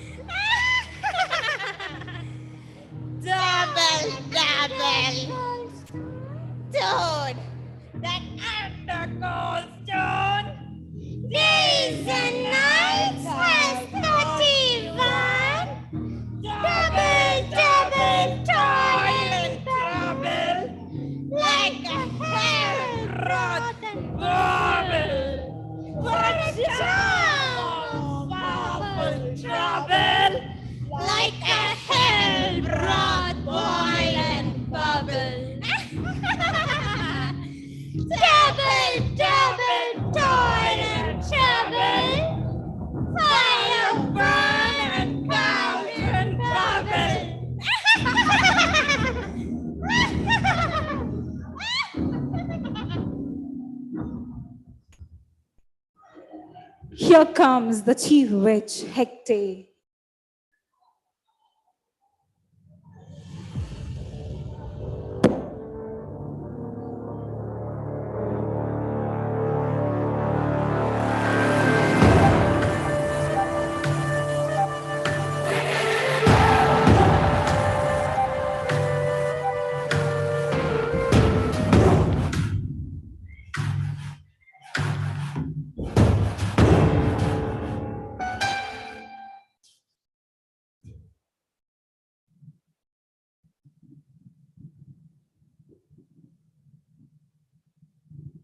Oh, well done. I commend your pains. Now, above the cauldron sing, like elves and fairies in a ring, enchanting all that you put in.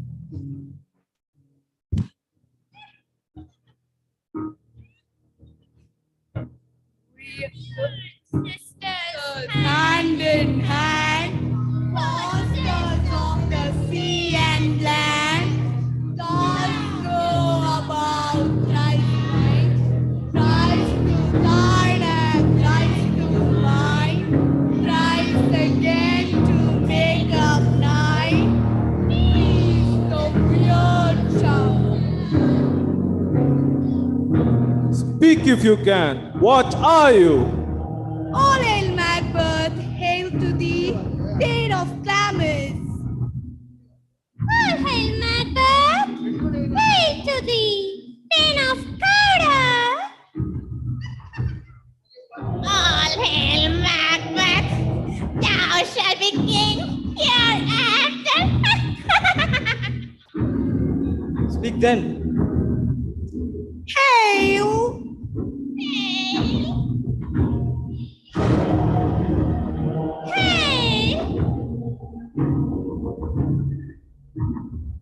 All hail Macbeth, all hail.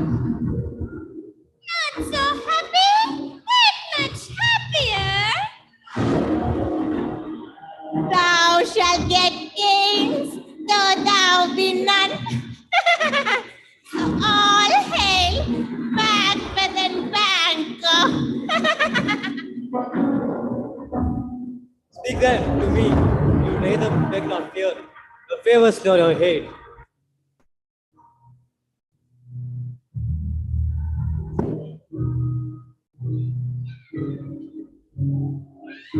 Banco, your children shall be kings. You shall be king. And Thane of Cawdor too, went it not so? To the self-same tune and words.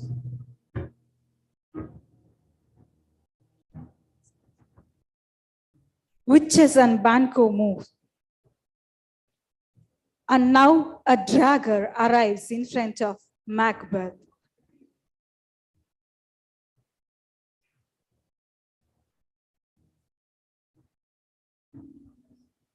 Is this a dagger which I see before me? The handle toward my hand? Come, let me clutch thee. I have thee not, yet I see thee still. Art thou not, fatal vision, sensible to failing as to sight? Or art thou but the dagger of the mind, a false creation, proceeding from the heat oppressed brain? I see thee, yet in form as palpable, and this which now I draw.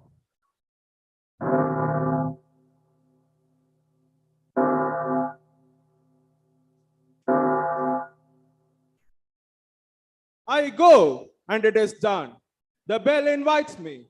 Hear it not, Duncan, for it is a knell that summons thee to heaven or to hell.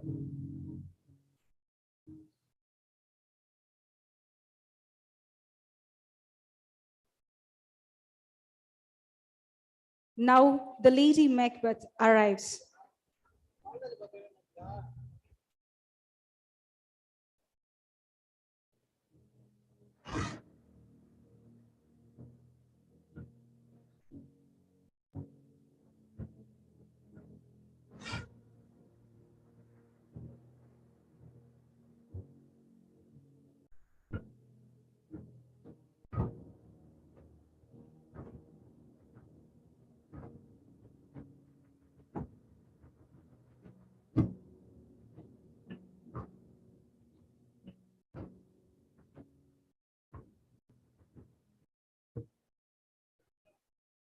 Out, damn, spot out.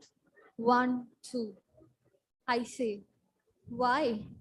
Hell is murky. 5, my lord. 5. A soldier and a fear. What need we fear? Who knows it? When none can hold power to account. Yet, who would have thought that the old man would have so much blood in him? Here's the smell of blood still. Even the perfumes of Arabia will not sweeten this little hand. Oh, oh, oh, to bed, to bed. What need we fear? To bed, to bed. Give me your hand. What's done cannot be undone. To bed, to bed, to bed.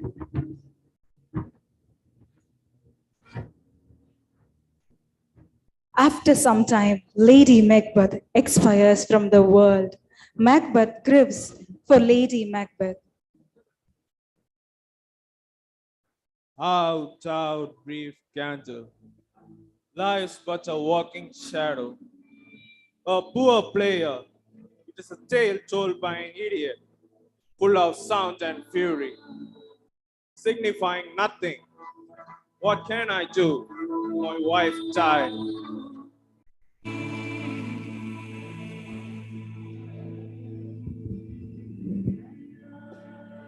Macduff enters.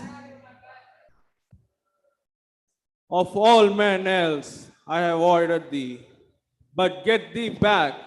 My soul is too much charged with blood of thine already. I have no words. My voice is in my swords, thou bloody villain.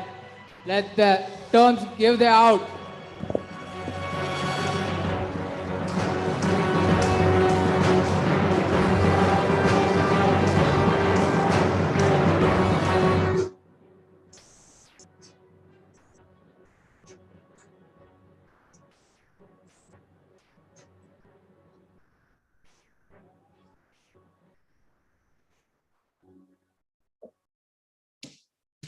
I will not yield to kiss the ground before Anne Malcolm's feet, though Burnham would become Johnson, and thou oppose, being of no woman born. And yet I will try the last. Lay on Macduff, and damned be him that cries, hold it up!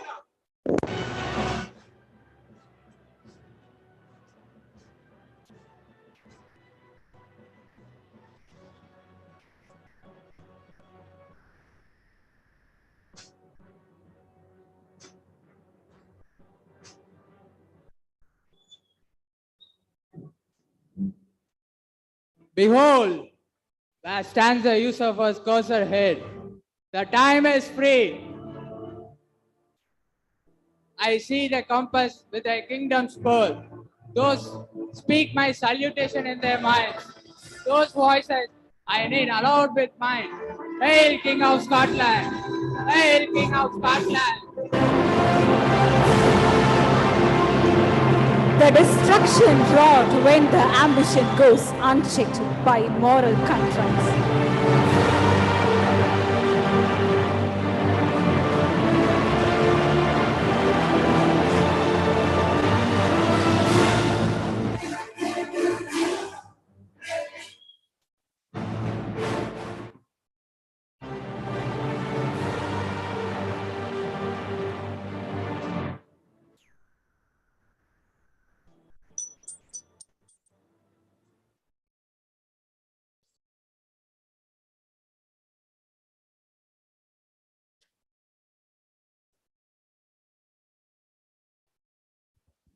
Thank you, lot number 14.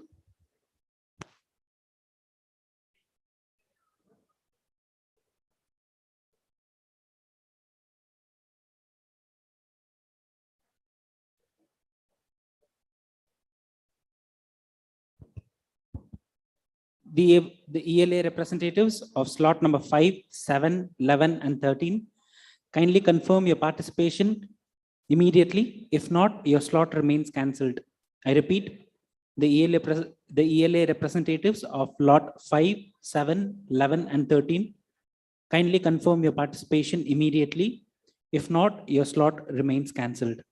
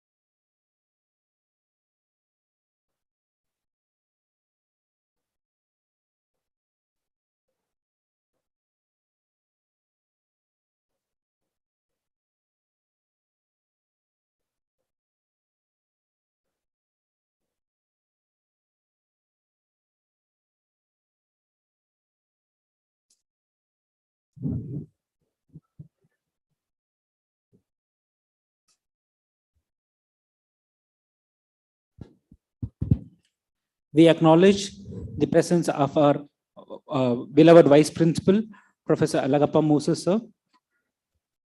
We welcome you, sir.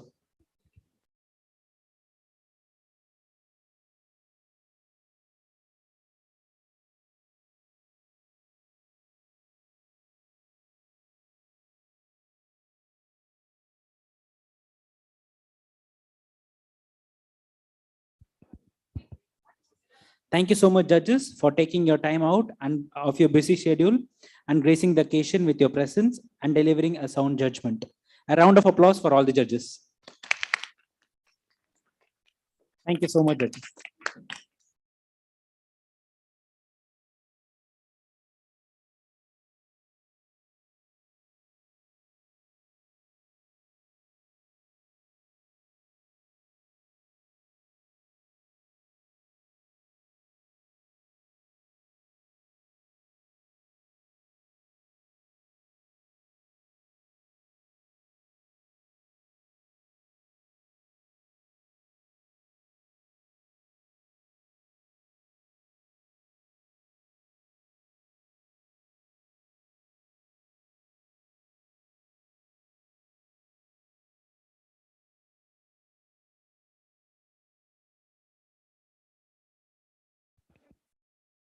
A kind attention to the representatives.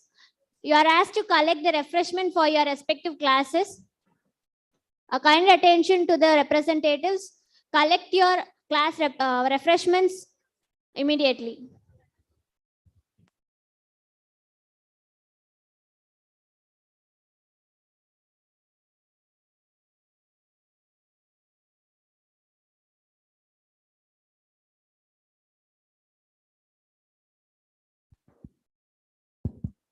Shall we give up a round of applause as the judge, as the chief guests take the stage? Shall we give a round of applause as the chief guests of honor, and our department heads take the stage?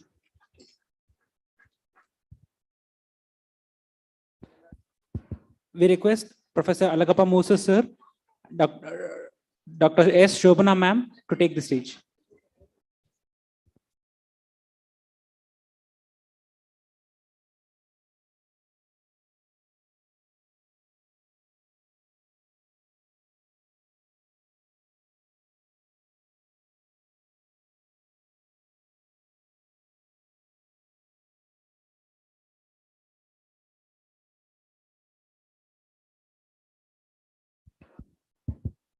We request the participants to occupy the front few rows. Participants, please maintain the decorum of the college. I repeat, the participants kindly maintain the decorum of the college.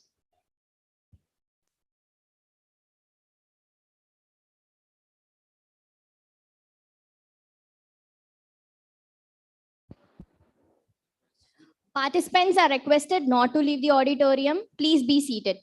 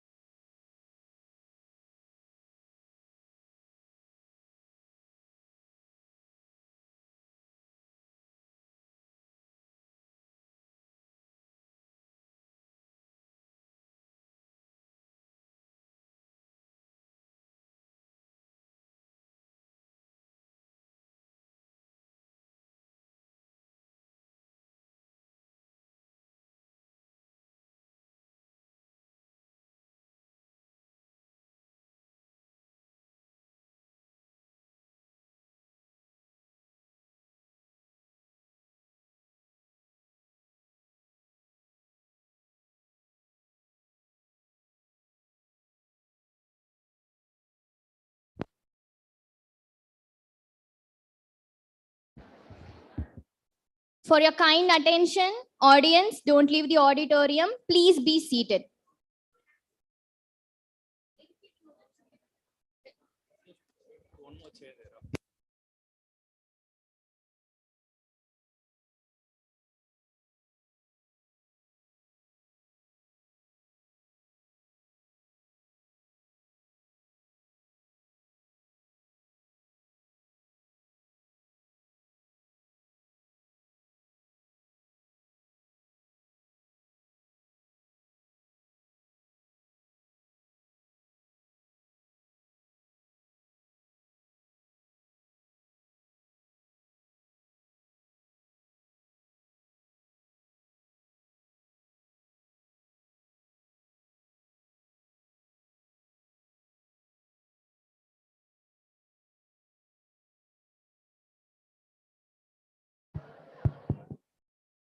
May I request Dr.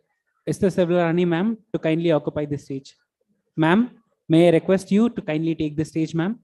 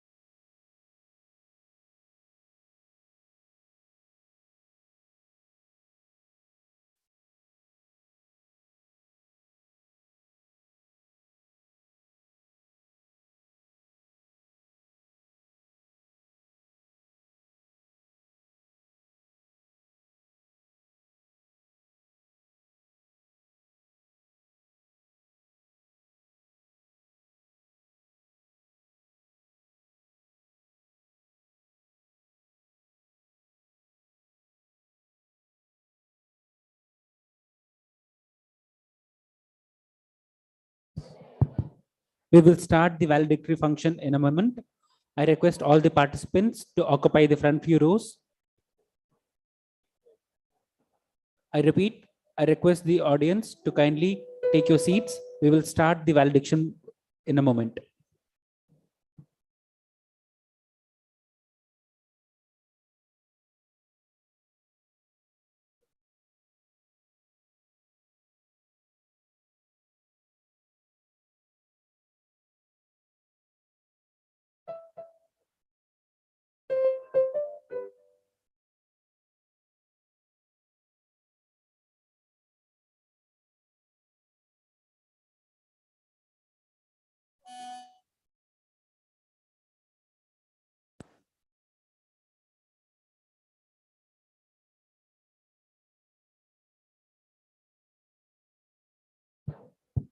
I repeat, the audience, please be seated.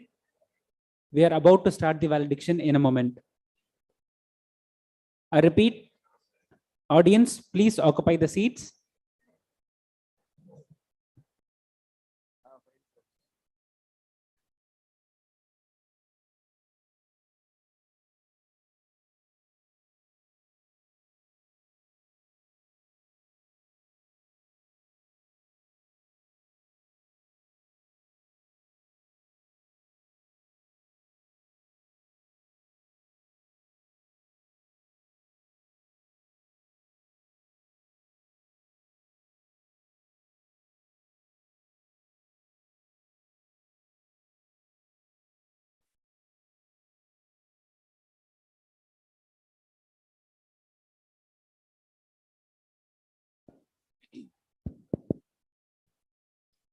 All the world's a stage, and all the men and women are merely players.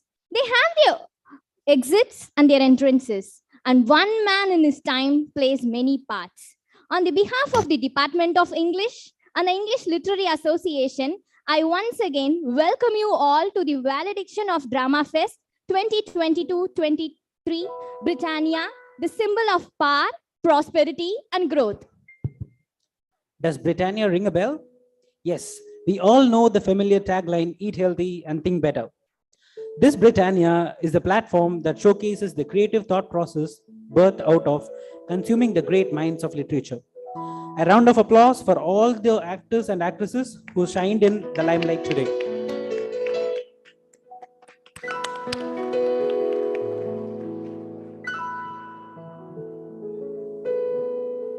Prayer is man's greatest power.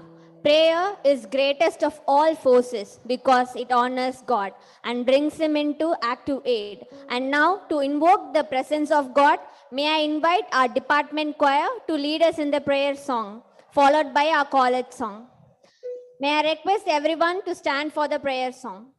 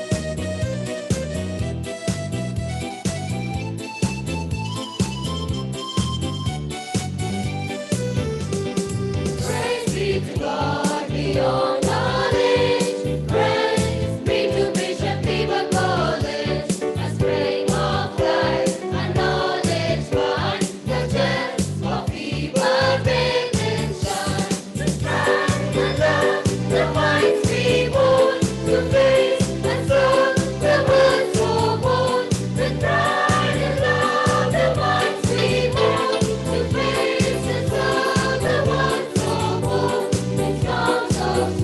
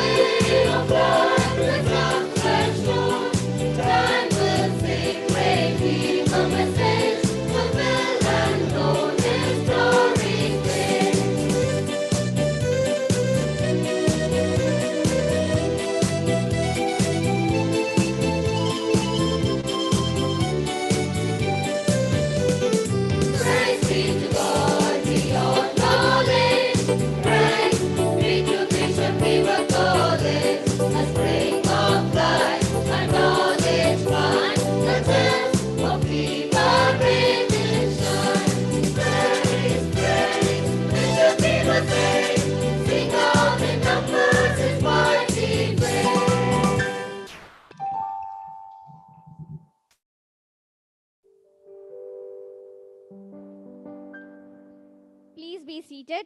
Thank you, choir, for the lovely rendition.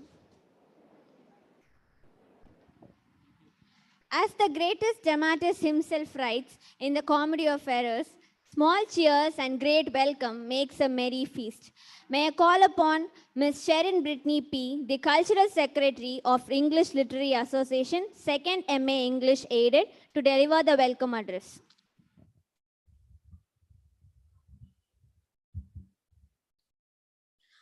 Welcome address. This is the day that the Lord has made. Let us rejoice and be glad in it. Psalms 118:24. A warm greetings to one and all present here. This day has unfolded with lots of promises and happiness, and it is made even more special by the presence of an eminent personality who is our chief guest of the day, Professor N. Ilango. I would like to place on record our sincere thanks to our chief guest for being with us today. On behalf of the ELA and the Department of English, I extend a hearty welcome to our chief guest, Professor N. Ilango, Associate Professor and Head, Postgraduate Department of English, Manna Thirumalai Noyakar College, Madurai, former Head, Postgraduate Department of English, the American College, Madurai. He is also the founder, Director of Fourth Wall Theatre. His active participation in theatre has been a source of inspiration and motivation for students to bring out their talents, hone their skills, and perform well. I welcome our principal, Dr. D. Paul Dayabaran, in absentia. I am happy to welcome our vice principal, Dr. Alagappa Moses, and Dr. Satyasheelan, in absentia. I thank them for their immense support. I welcome our bursar, Dr. G. Jnanaraj, in absentia. I would like to extend my welcome to our head of the department, Dr. S. Shobana, for being the wind beneath our wings. I welcome Dr. Suresh Frederick, UG head, and Dr. C. Dhanabal, coordinator Shift 2, for their involvement and encouragement throughout the event. I extend a warm welcome to our faculty members for their presence, which adds more value to this event. A program like this won't be happening without the help of many people who work behind the scene. With a grateful heart, I extend a warm welcome to our electricians, sound manager, and hall managers for their arrangements. I welcome our students and participants for their effort in making this program a success. On behalf of our English Literary Association, I welcome you all. Thank you. Thank you, Sharon. It is the attribute of a nobleman to share his knowledge and experience, while it is the attribute of a great listener to reward him for the invaluable lessons received. As a token of love and honor, may I invite Professor Alagappa Moses, Vice Principal Aided and Head, PG Research Department of Environmental Science, to honor the chief guest.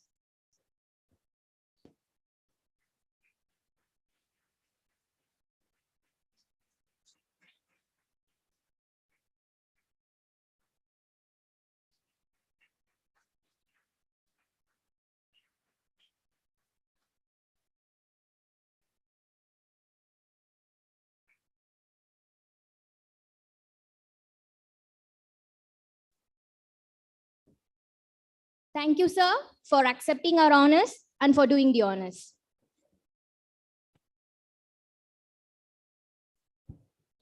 In the world of many scientific advancements and instant success, here is a man who has always voiced environmental concerns. An erudite scholar whose expertise serves as a resource for the environmental studies. Without further ado, may I have the pleasure of inviting Professor Alagappa Moses, Vice Principal, Aided and Head, PG Research, Department of Environmental Science, to deliver the presidential address.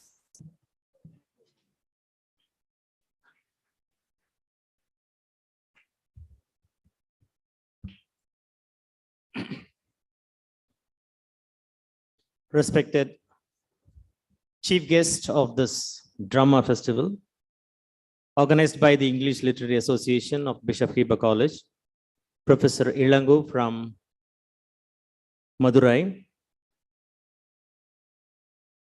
the head of the Department of English, Dr. Shobana, the head of the Department of UG English, Dr. Suresh Frederick, Dr. Dhanapal of Shift 2, and the president of the English Literary Association. It's a great honor for me to associate myself in this drama fest organized by the EL English Literary Association. I appreciate and congratulate all the organizing committee members, the president, and the head of the Department of PG, UG, and Shift 2 for taking all the efforts to bring in all the departments together to participate in the interdepartmental drama festival competitions. I appreciate the choir for the wonderful singing and the entire orchestration. I appreciate each and every one of you, those who have taken active role in making the whole event meticulously planned and organized in a very successful manner. The English department had a great dream to have this theater events to be made a reality and to make all the students of Bishop Heber College, the Department of English, as well as the other departments to take part actively in this sort of an activity. So they have succeeded. They have made a great success in making this as a reality, for which I appreciate the dreams that has come true of Dr. Shobana. My appreciation and congratulations to the head of the department, Dr. Shobana, for making all the efforts in bringing in all the eminent personalities and making this theater event as an important activity and part of the Department of English, and going to be a part of the entire Heber community. So at this important event, we have an eminent personality, Professor Ilango, formerly the head of the American College of Madurai, and presently with another institution. And I understand that he visited our college earlier and then has given a lot of new insights into making this drama events a very successful one, and conducted a lot of workshops.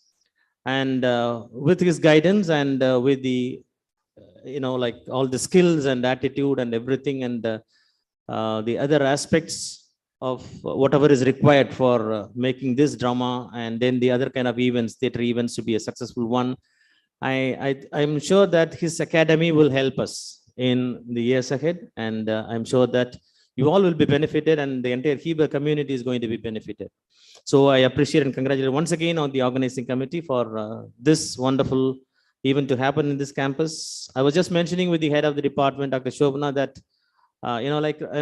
it's a very tough time and task for every one of us to conduct and organize this event. And I'm sure that you have made it possible, and almost many departments have participated. And I'm sure that this culture will also be every department can have, the Fine Arts Association can make some efforts with the help of the Department of English taking up the lead role in making this event to spread across the institution and also among the other rest of the institutions. So my appreciation and congratulations and my best wishes to you, all of you. Thank you very much.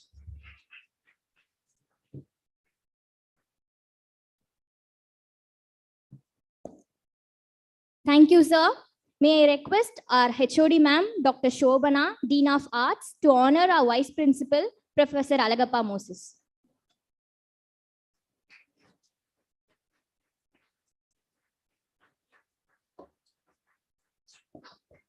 Thank you, sir, for accepting our honors. Thank you, ma'am, for doing the honors.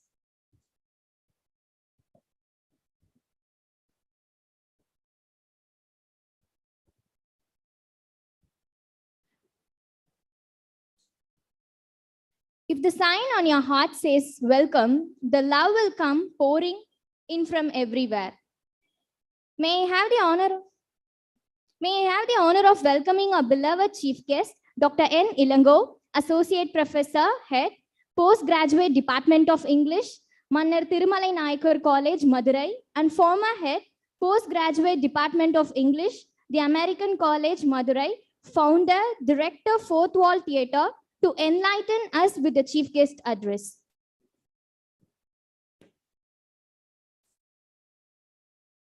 Good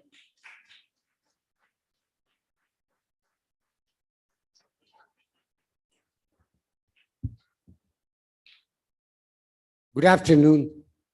Like the song of the ocean, kept in a shell, certain memories keep haunting my mind as I stand in this great auditorium. Back in 1984, somewhere here, I don't know exactly the exact venue, somewhere here, I have acted on stage as Cassius in the production of Julius Caesar, represented by Bharatidasan University.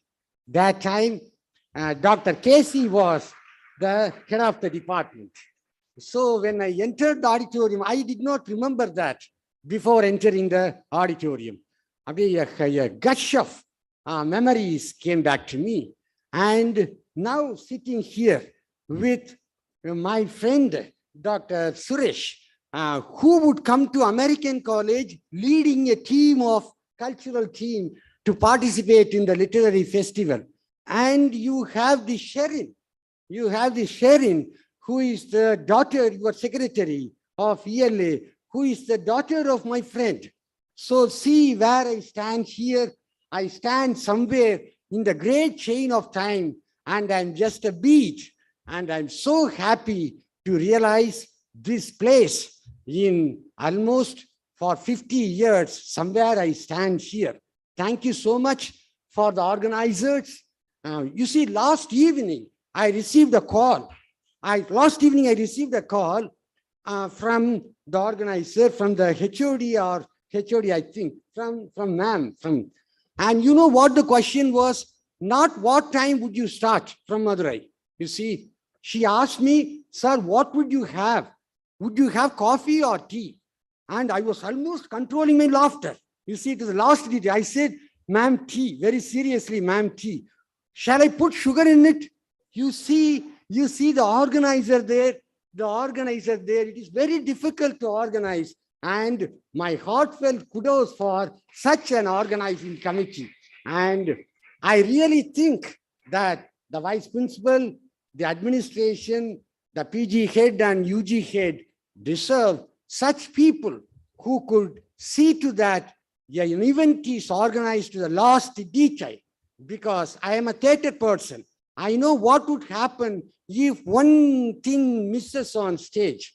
Then everybody has to put his or her energy to set it right. And secondly, when I entered the place where already on, I could see almost everyone performing Shakespeare. And I am a die-hard fan of Shakespeare. You see, so I was very smug. I'm complacent sitting here. And all these plays you performed have been staged in the American College. The last of the Shakespearean play was Hamlet, and before that Macbeth. Except Antony and Cleopatra and Othello, we are going to stage this year in Mannar Thirumalai Nayakar College. Except Antony and Cleopatra, we have staged all these plays. So I was almost taking a ride down the memory lane. And one thing which comes to my mind about Shakespeare is that what a kaleidoscopic vision of the world he has given.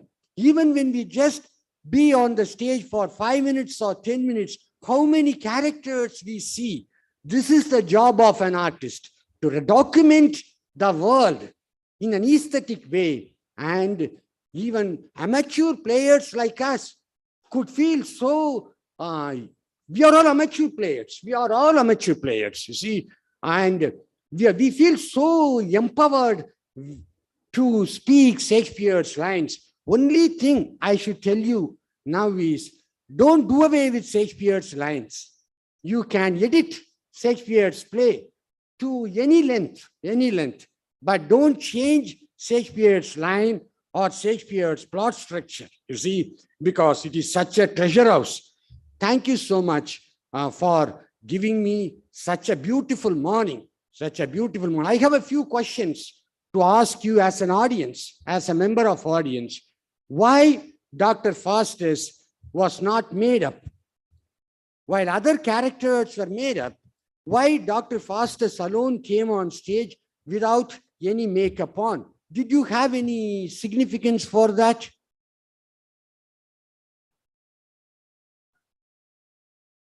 So would you like to, you wanted to be the contemporary Dr. Faustus? More like today?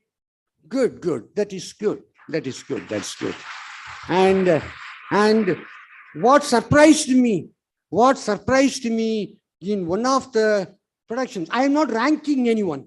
I'm not ranking anyone. I cannot rank because I'm crazy about theater. I'm not competent to judge. That's why when somebody gave me the pad to judge, I just said, no, I cannot judge. I cannot, because I would clap for everything that happens on stage. I'm so crazy about theater. And so the next question which comes to my mind is, I'm not ranking, I tell you. I'm not ranking. While all others were performing the text, the existing text, there was a group, lot number 12 or something, they could, like a literary encounter, it is called a literary encounter. You always ask this question in drama. This is called what if? What if Hamlet had lived for 60 years? Or how Hamlet would have been when he was a small boy? Or what would have happened if Lady Macbeth would have stopped him? So this question is precisely what we ask in theatrical production in directions. This is the workshop. This is a kind of training given in workshop, in directorial workshops. Last time when I conducted a workshop, I just focused on the mechanics of acting, because I always consider that a workshop on theater is not just for stage acting. It is to enhance your personality, improve your personality, and learn the art of living and performing your life. All of you should consider now that if you speak from the last row, you should consider that this moment will never come again. This moment will never come again. So that is the presence of stage. You see, theater always lives in the present. In cinema is a product, whereas drama is a process. You see, even if Antony and Cleopatra is performed for 12 shows, we used to have week-long performance, every day 2 shows. So even if you have 12 shows of the same play with the same actors, same casting, each and every performance is unique. That because the drama lives in the present.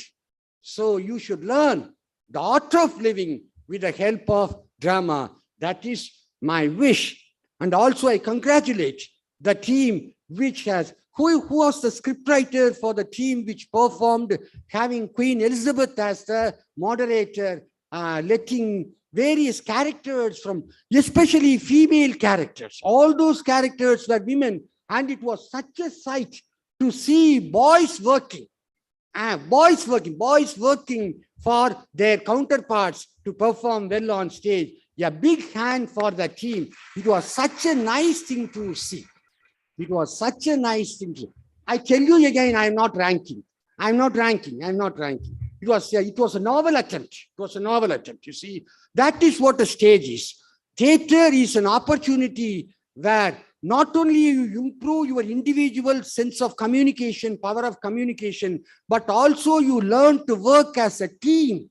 You see, not only among the characters, that is called ensemble acting, ENSEMBLE, but pronounced as ensemble. You see, giving in, taking out, and all these things. You see, you give the scene to somebody else, or you share the scene, or you take on the scene, or you give in the scene. So there are various ways in which you moderate, you fluctuate the performance in order to give a feast to the audience. நான் பேசுறது புரியுதுல்ல? நான் பேசணும் டிஃபிகல்ட்டா இங்க நான் எப்பயுமே பேச மாட்டேன். I never speak bombastically. You see, so this is a kind of moment. So theater improves your team working skills, your time management, your stress management, effective communication. There was much of cross-dressing here. For example, Polonius and Gloucester. Polonius and Gloucester were done by girls. Am I right? Am I right? You see, that was what Shakespeare exactly did. That is a lesson we have to learn. During Shakespeare's time, women were not allowed to play. That would have been a setback for a mediocre playwright. They would have minimized the importance of female characters. அப்படிதான் நம்ம செய்வோம். Women கிடையாது நம்ம கிளாஸ்ல act பண்ணா women கேரக்டர்ஸை குறைக்க பார்ப்போம், அல்லது இம்பார்ட்டன்ஸை குறைக்க பார்ப்போம், அல்லது we would go for a play which does not have women characters. But see the number of women characters Shakespeare has created, not just a stereotyped character like Toby Belch, Falstaff, Bottom, and all that, because all these fellows are drunkards, stout guys. Not only that, right from Juliet, who would be some 14-year-old, to Cleopatra. You see, such a variety of character. As you find Viola, Rosalind, Portia, Cleopatra, Juliet, Lady Macbeth, a kaleidoscopic vision of female characters he was able to create because he believed in his art and the readiness of the audience to enjoy the art. You see, the audience were ready to willingly suspend their disbelief in order to believe in the illusion of reality produced by the artist.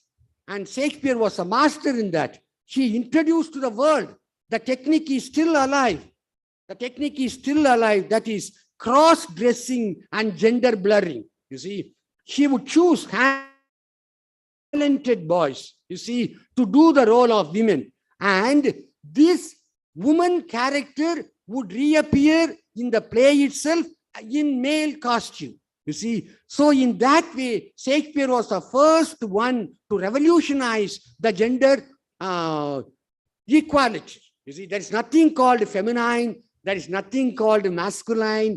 Really, human being has a woman inside, a man inside. So when cross-dressed, the gender is blurred. You see, it comes out. We understand this. I am not using any hyperbole for Shakespeare because I am Shakespeare's fan. This was a tangible reality during Shakespeare's time, necessity for Shakespeare's time. Take any other playwright. No other playwright, even Christopher Marlowe or John Webster or Ben Jonson, wouldn't have given so much of importance, such kaleidoscopic vision of female characters in their canon of drama. It is Shakespeare alone who does it. I'm happy to see Dr. Faustus doing, you see, tearing the passion into tatters. You see, he attended my workshop, and even when he attended my workshop last time, he was already an actor. He gave me a footage. He gave me a footage of his performance, just lone performance of a father who has lost his daughter to some cheat, and the father inside a room. You see, he might have murdered that person, but he has gone out of his mind. Excellent performance. I once used that footage in my class back. Keep it up. You see, don't carry this talent to your head. You see, carry this as a passion. And I would have been happier had you been made up. Because theater is an ensemble of all arts. You have props, you have costume, you have makeup, you have music, you have acting. Even economics is also important. You see, the money involved in theater production, sociology. Can I stage measure for measure here now? I cannot stage it. Even Bharadiyar cannot stage the entire Panjali Sabadam today. You see, in Bharadiyar, there is a line. What is it?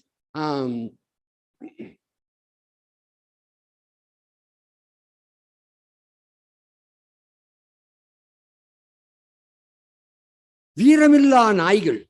Veeramilla Naigal. Veeramilla Naigal. Vanjaga Ilavarasu. Vanjaga Ilavarasu.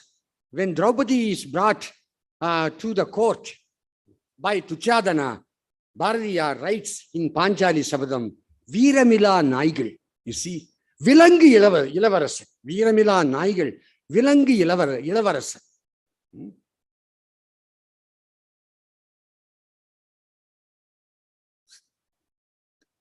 சாய்த்து உதிலத்தில் தள்ளாமல், பொன்னை அந்தப்புறத்தில் கொண்டு சேர்க்காமல், நெட்டை பெண்ணை அல்ல புன்னை, Draupadi is gold, அந்தப்புறத்தில் கொண்டு சேர்க்காமல் நெட்டை மரங்களாய் நின்று புலம்புகின்றார். the people நெட்டை மரங்களாய் நின்று புலம்புகிறார். பெட்டை புலம்பல் பிறருக்கு துணையாமோ. If Bharatiyar speaks here, பெட்டை புலம்பல் பிறருக்கு துணையாமோ, all the women would rise up. You see, whom did you call pettai? You see, but Bharatiyar, what he meant was, even Bharatiyar has to correct himself on stage today. Measure for measure. Do you understand what I say? You cannot say pettai koli, pettai pulambal. You cannot say that. You cannot say today, because we are looking for equality, gender equality today. What Bharatiyar meant then was impotent. These people are impotent. So Bharatiyar himself has to offer an explanation. Like that Shakespeare's measure for measure. You see, it cannot be staged here now, or Taming of the Shrew cannot be staged now, because times are changing. But Shakespeare never bothered about the stageability as the audience's rousing welcome. He just wanted to present himself honestly. So it is very difficult to travel deep into Shakespeare and bring out the quintessence of Shakespeare. That is what all of you today try to do. Congratulations, congratulations, you see. And next time, give me one more minute, I'll finish it. It is very simple. I asked brother if it was possible. Next time, you can do two tricks, either of them. Either place the stand mic here,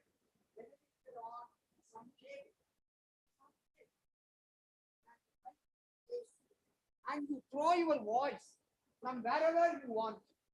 You can do that. After some practice, you can modulate your voice. You can throw your voice. But it's enough if you throw your voice to the mic. Then your hands are free. The first exercise we give to our actors is called liberate the actors. Nadiganai vidudalai sei. I don't even allow my actors during the rehearsal to put on shawl, because if they put on a shawl, they would always keep adjusting their shawl. I would ask them to take it off. You see, you must be free. Now you are neither a woman nor a man. You are the character. You see, you are not a woman. You are not a man. It has been happening. You see how many boys and girls worked so close together. This is a fine exercise for you to neutralize the gender prejudice, so that you can function successfully when you are employed in some office. Or else you will always be conscious of your gender and you will not be able to concentrate on your job. You see, this attention. Theatre provides you a great training for you. The next, if you had here two hand mics were there two hand mics were there, am I right? Had you tied the hand mic to a strong thread, the white கயிறு இருக்கு இல்லையா, மணிக்கொச்சம்னு சொல்லுவாங்க இல்லையா, white கலர்ல, அதுல நீங்க அதை கட்டிட்டு you can wear it as a necklace, chain மாதிரி உள்ள போட்டு you can drop it here. You can have it here. Only thing, you should not bang on this. Then the mic would multiply the sound. Bang. And you should not wear a chain or anything. Then if four of you on stage, keep that mic on your body, then the rest can speak to the mic. In that way, your acting will be realistic. This is what we do in American College, in Mannar Tirumala Nayakar College. You see, so next time you try that. And then the editors of the script should be honest to the script. You see, there were many factual errors. You see, there were many want of characterization. For example, Hamlet was always, you see, but Hamlet was rather a philosophical Hamlet. You see, but this Hamlet was all beefy Hamlet, mastodonic Hamlet. But that version has also come. Mel Gibson did a Hamlet. and in which Mel Gibson will be all physical. Like that, the death of Lady Macbeth, death of Anthony. Anthony was not killed by his, arms bearer. You see, Anthony put the sword on the bed and walked. He put the sword on the bed and walked through his sword. He walked through his sword. He put the sharp edge here and on the bed, like Othello telling Desdemona, here I love thee, here I kill thee, no way but this, to die upon a kiss. He tells Desdemona, here I love thee in the bed, here I kill thee, no way but this, to die upon a kiss. Like that, Antony puts the sword where he made love to Cleopatra often and places his leg onward, fixes the sword and walks through the sword. You see, it is Roman honor. Suicide was considered Roman honor instead of being caught by the enemy and being exhibited and insulted. You see, so this valor, even when three witches come, I'm finishing it, even when three witches come, you have to find out the individual quality of each and every witch. Do you understand? One witch say, when shall we three meet again? In thunder, lightning, or in the rain? When the hurly-burly is done, when the battle is lost and won. That will be before the set of the sun. Where the place? Upon the heath. That to meet Macbeth again. Fair is foul and foul is fair. Go through the fog and fill the air. You have to understand which is the youngest, most innocent. The witch which asks, when shall we three meet again? And the second witch says, in thunder, lightning, or in the rain. For the witch, the third witch says, that will be before the when the hurly-burly is done, when the battle is lost and won. So the third witch is the eldest witch. The second witch can be an interpreter, a middle-aged witch, and the first witch is an innocent witch. A new recruit to the world of evil. You see, you have to analyze each and every character. And one more tip for the one who did the role of Lear. Lear walked in so good. She walked onto the stage so good. You see, she appeared very agile. She walked in. But when he sat, he had his legs crossed like this. You see, you should sit like a king. You should sit like the king. Even when you are old, you can slouch, but you will not be locking your leg. These are some of the details which will make the perspective so dramatic, so justifying, so pleasant and meaningful. Thanks for the opportunity. Don't let a retired professor talk too much. He won't stop. Thank you so much. Thank you so much. Thank you, sir.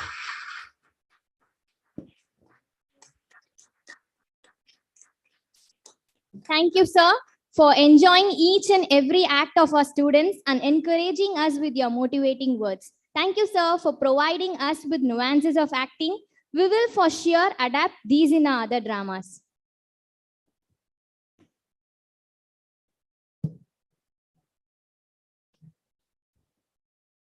It is good to win awards, but the most important thing is to win together.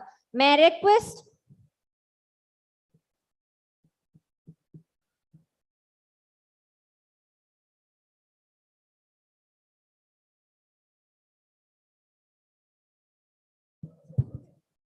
Really sorry for the inconvenience. As the prize winners are getting ready, we will have a special number. May I request Harris Jones, Sharon Brittany, and Bleslin to delight us with a special number.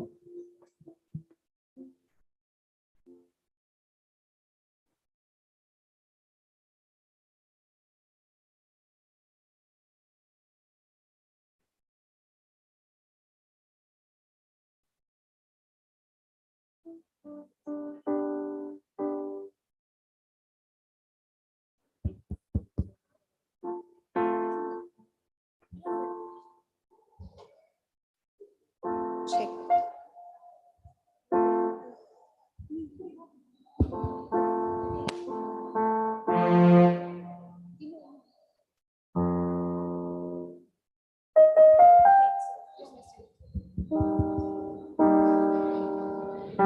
Check.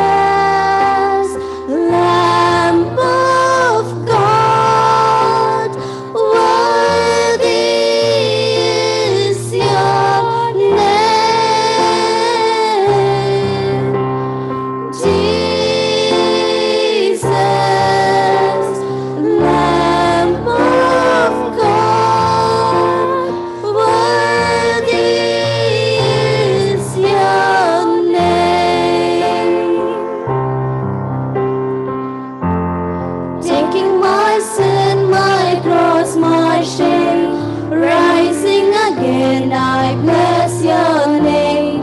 You are my all in all.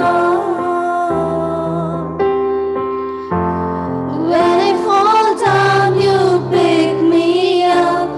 When I am dry, you fill my cup.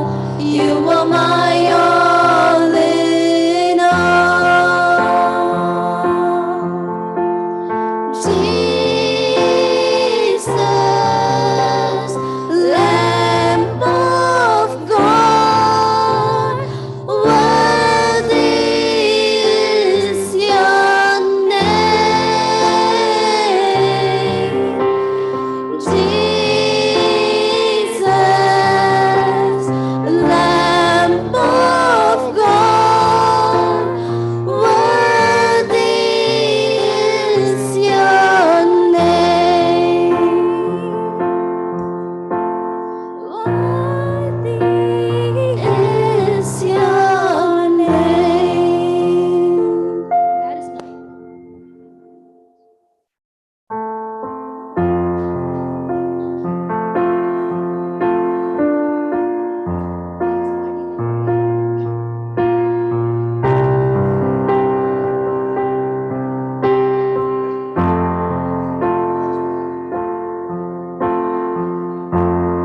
There is none like you. No one else can touch my heart like you do. I could search for all eternity long and find there is none like you.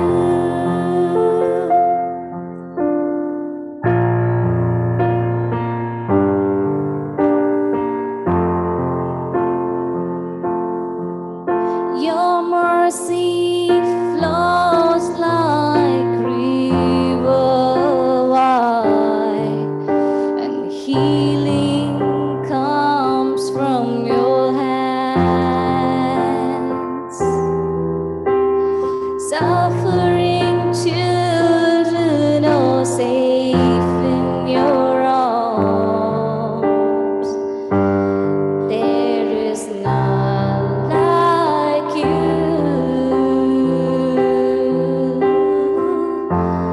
There is none like you.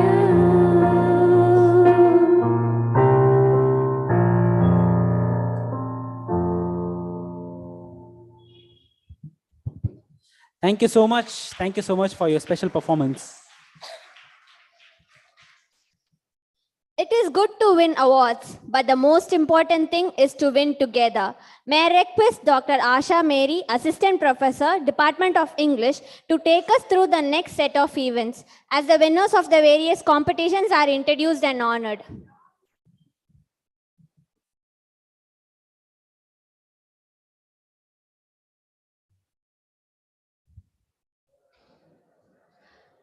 Good morning, all present here.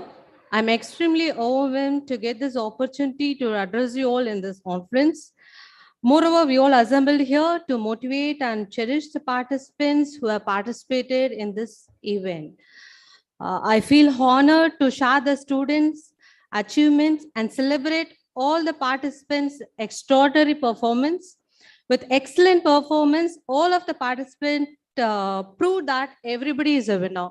So this is a moment that we all await. I just call upon Dr. Elangosa, Associate Professor, Tirumalai College, to give away the prize to the prize winners. In poetry writing, third prize goes to lot number 8J, second BA, Benita James.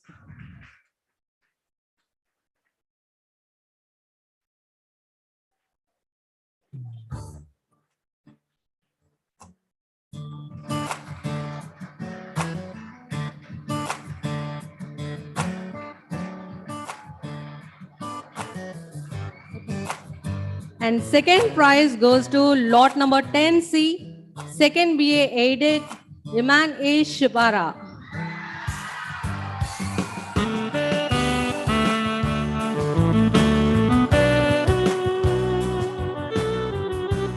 And the first prize goes to lot number 3B, second MA aided Shantini Devi V.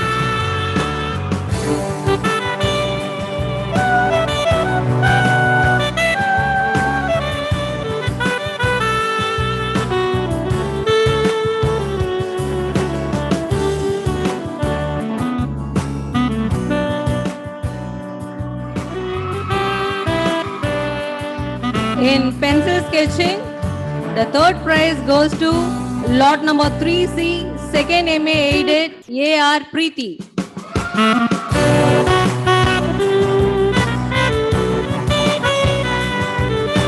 And second prize goes to lot number 14B, first MA SF B. Betsida.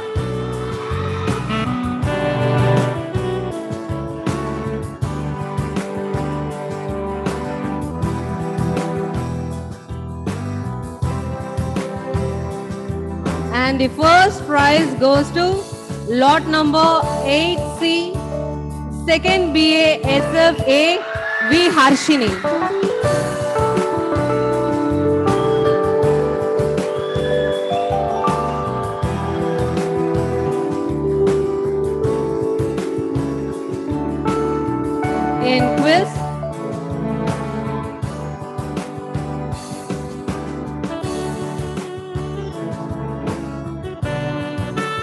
In quiz, third prize goes to lot number 12A, third BA SFA, it's Deepika R and Harshita S. Two members participated in quiz.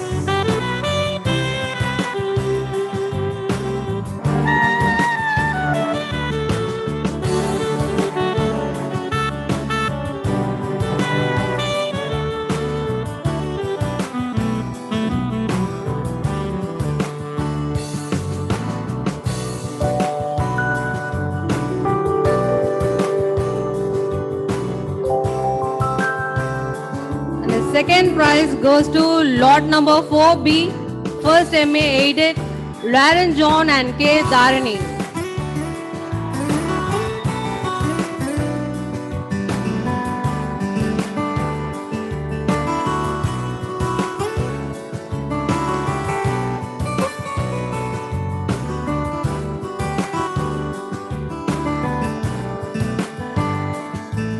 And the first prize goes to lot number 3A, second MA aided Shantini Devi and Stephanie Davis.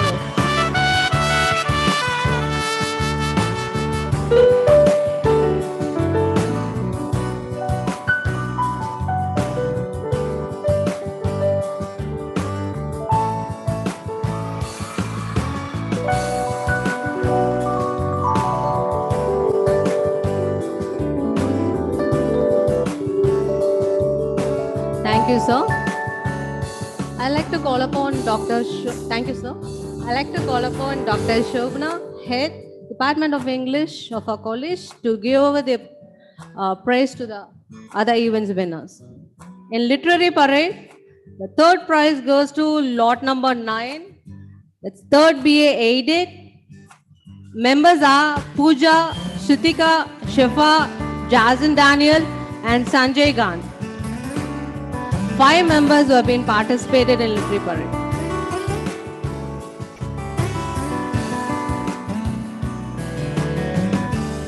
And second prize goes to lot number 14, first MA SF B.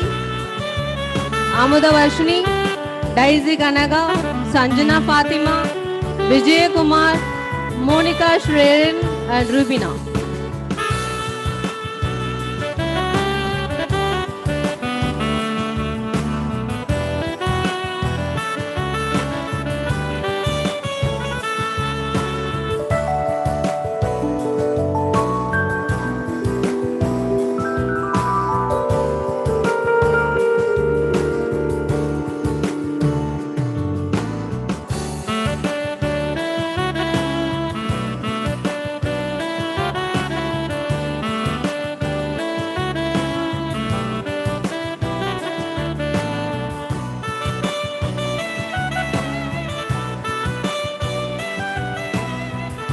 And the first prize goes to lot number 3, second MA aided, Roshni M, Rizwana Safran, Gayatri, Jerusha, Samuel Sandosh Kumar.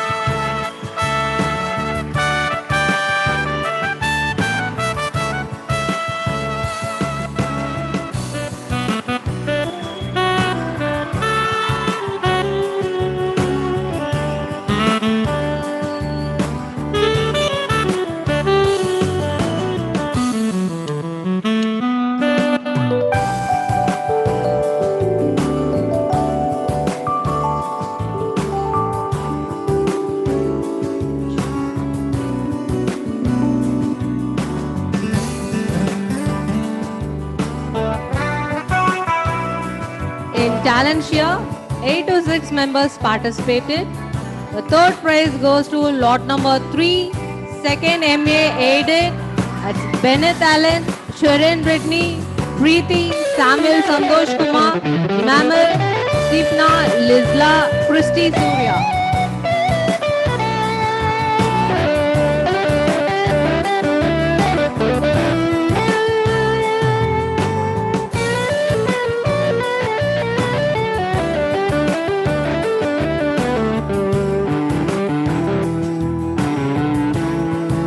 And second prize goes to lot number 10, second BA aided.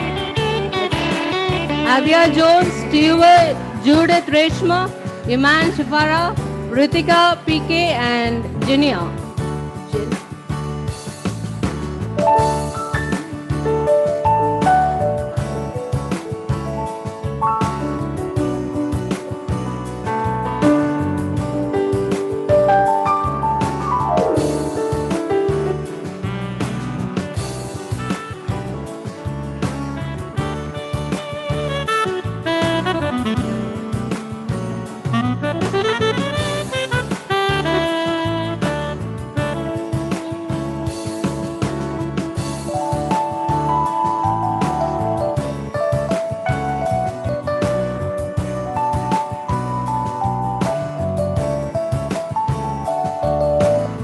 And the first prize goes to lot number 12, third BA SFA, Sunaja Tonia, Christina Ruparati, Denzi Sophia, Belsi Abhisheka, Aarti, Aaron Maslamani, Judah, Paulus Salas.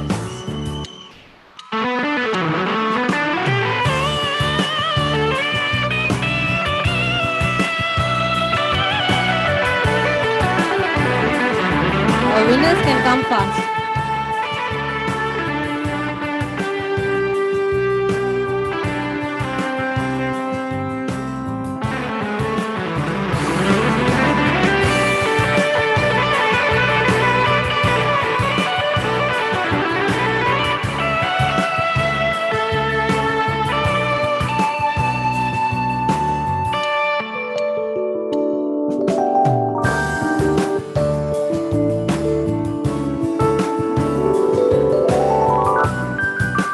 In mime, the third prize goes to lot number 1, second MA SFA, Amy Joshiba, Nagomi, Ludi Suzanne, Lavanya, and Tilagavadi. 5 members participated in this event.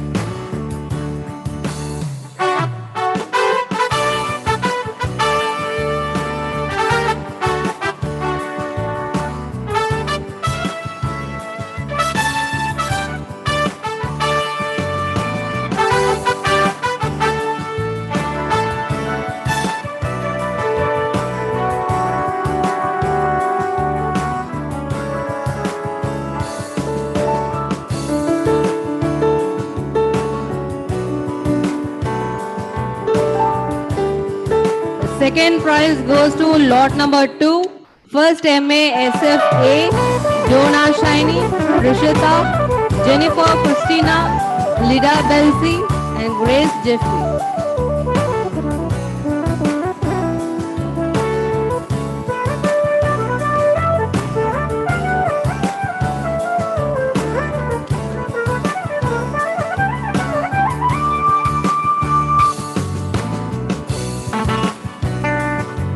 And And the first prize goes to lot number 8, second BASF-A, is Judah, Pragdishwaran, Billix, Kailash and Helvin.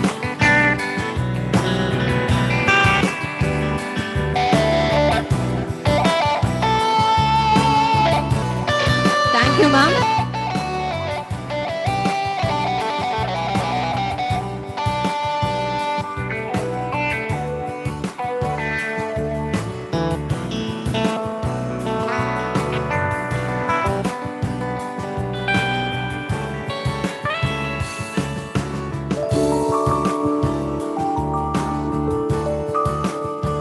Thank you, ma'am.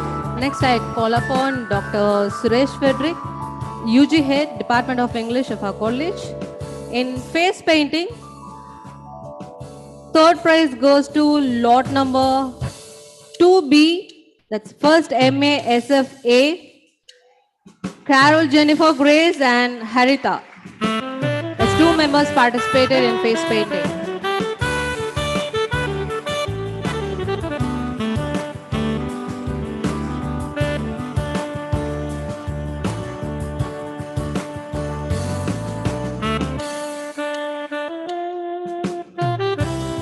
Carol, Jennifer, Grace, and Harita, please come over to the stage.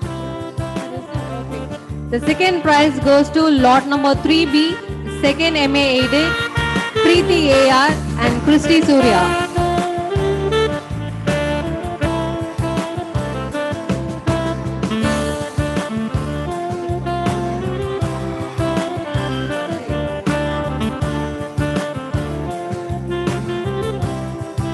And the first prize goes to lot number 12D, third BASF-A, is P. Reshma and R. Shigani.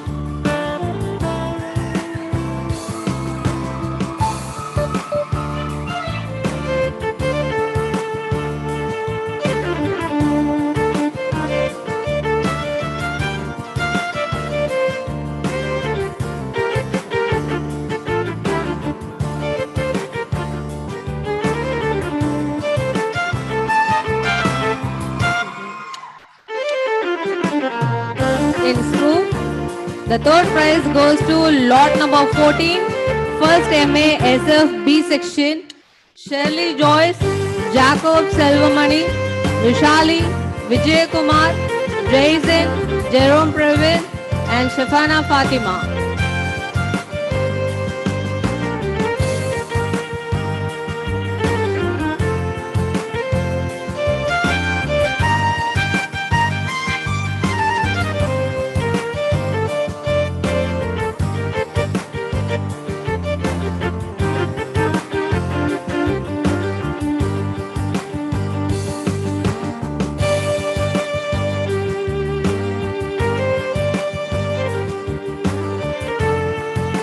And the second prize goes to lot number 2, first MA SF-A, Joel Christo, Sridhar, Yogesh Kumar, Kamal Nath, Rohin, Lydia Belsi, and Jogna Shiny.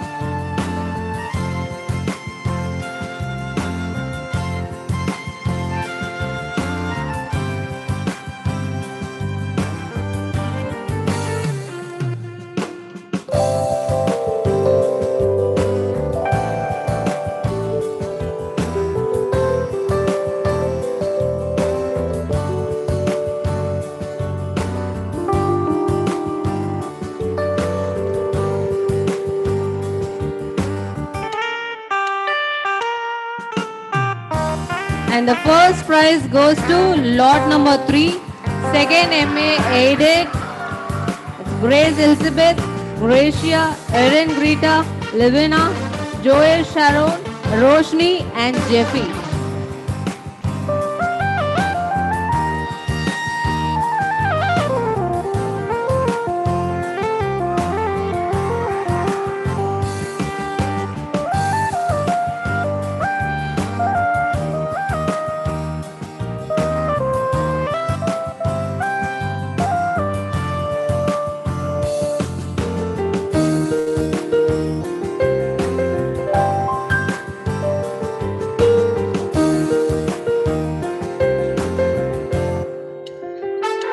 Thank you, sir. Next, I call upon C. Dhanapal, coordinator SF of our college. In photography, third prize goes to lot number 3C, second MA aided, that's Samuel Santosh Kumar.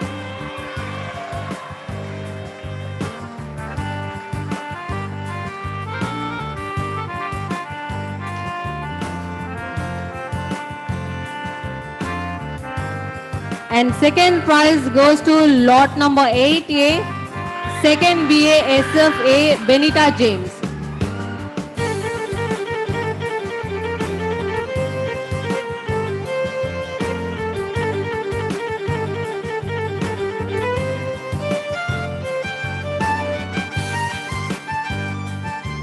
And the first prize goes to 8B, lot number 8B, second BA SFA, that's Johnson Bright.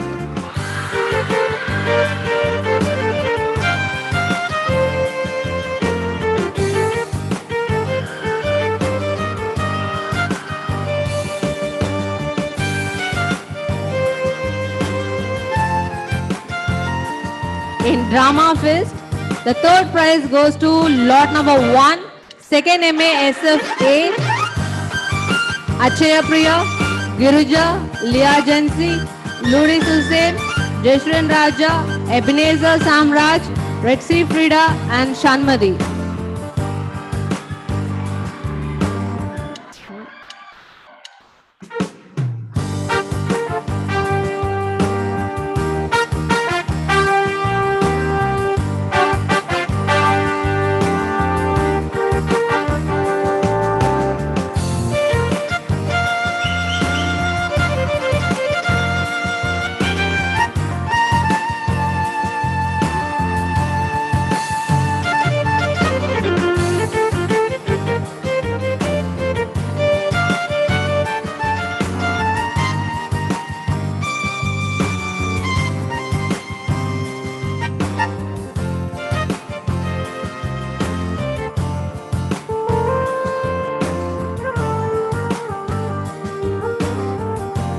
The second prize goes to lot number 10, second BA aided, Cheryl Richard, Stewart, Samuel Dinegare, Mohammed Daka, Jinnah, Lisbeth Sanley, Abia Joan, and Jerisha Evangelist.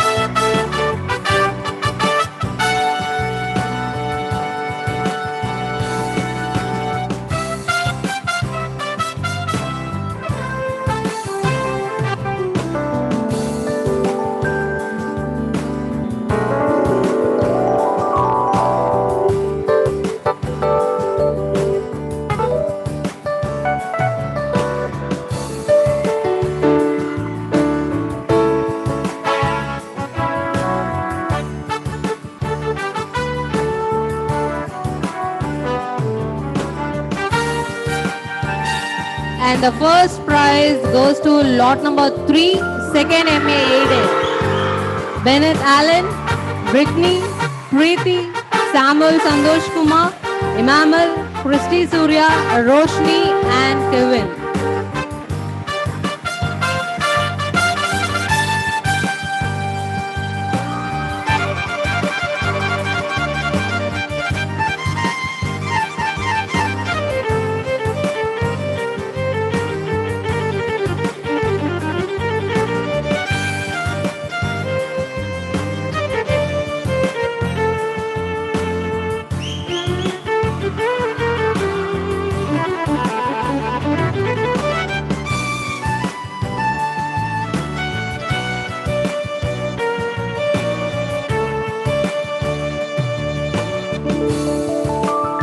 Thank you, sir. Next, the moments that we all await. I like to call upon our chief guest, Dr. Elangu sir, Associate Professor, Thirumalai College, to honor the runners and winners of the events of Confluence. The runner of these events goes to second BA SF A.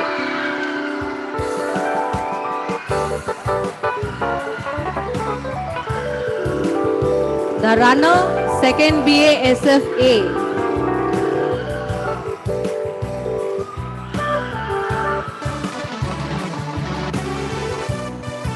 So winners, please receive the trophy from the honorable judges.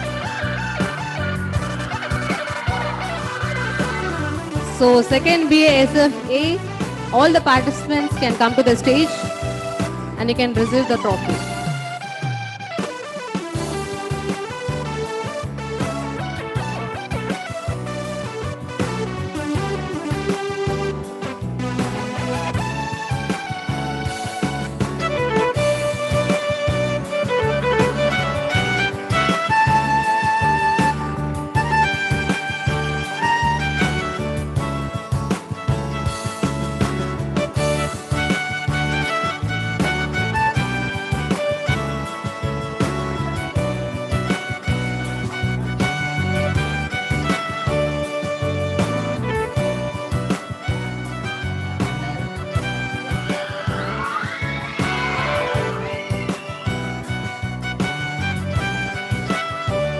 So the winners are of this conference goes to, any guesses? Shall we count?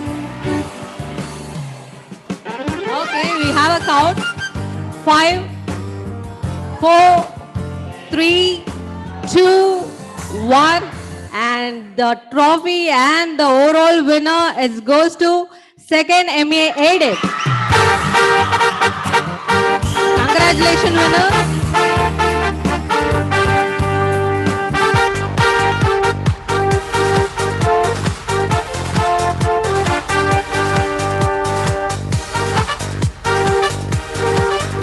All the participants of 2nd MA Aided can come to the stage.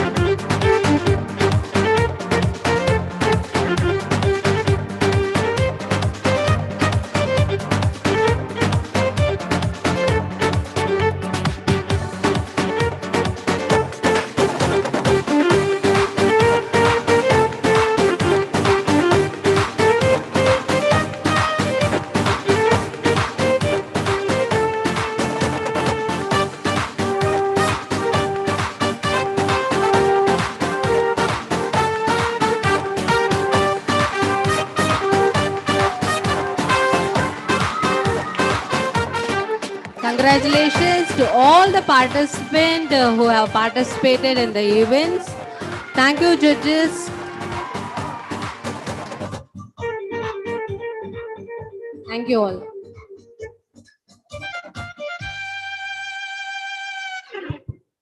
Thank you so much, ma'am, for doing the honors. Thank you, beloved chief guest, our respected heads, UG heads, and evening shift coordinator for doing the honors. As Michael Jordan says, talent wins games, but hard work and intelligence wins championships. A hearty congratulations to the winners, 2nd MA English Aided, and to all the winners. Thank you, sirs and ma'am, for doing the honors once again.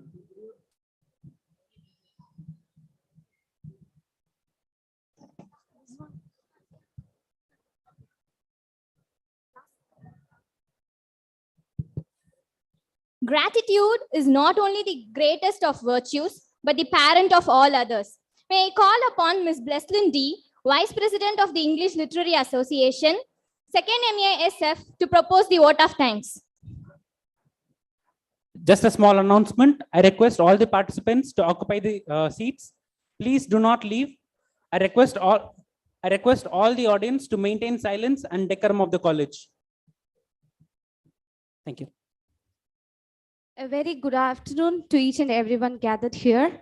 Gratitude is the mother of all virtues. I feel elated to stand here and express my gratitude. First of all, I would like to thank God Almighty for making today's event a resounding success with His blessings and grace. On behalf of English Literary Association, I extend a hearty thanks to our chief guest, Professor N. Ilango, Fourth Wall Director, Fourth Wall Theatre, Associate Professor and Head PG Department of English, Mannar Thirumalai Nakir College, Madurai. Thank you so much, sir, for accepting our invitation and being here with us today. Your thoughts enlighten our minds. I thank our principal, Dr. Paul Dayabran, in absentia, for his support and encouragement.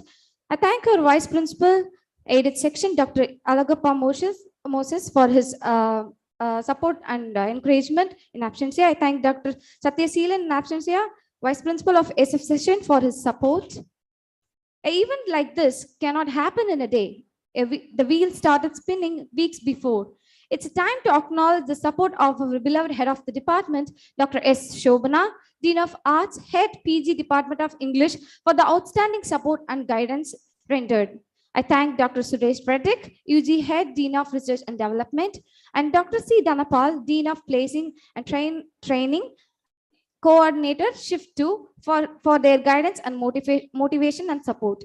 I thank Dr. S. S. Selvanani, President of English Literary Association, for her untiring support. A big thanks to our members of faculty members of the ELA and each and every class teachers for their guidance and support throughout the event and everything.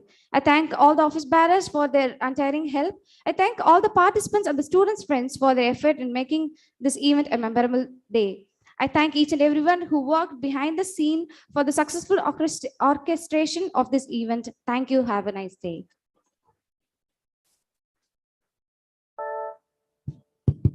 Thank you so much, Breslin, for doing the honor, for the vote of thanks. May I request everyone to rise to their feet as the dignitaries on the dais take their leave. May I request everyone to rise their feet as the dignitaries on the dais take their leave. Thank you so much, dignitaries, for your beloved time and doing the honors. Thank you so much.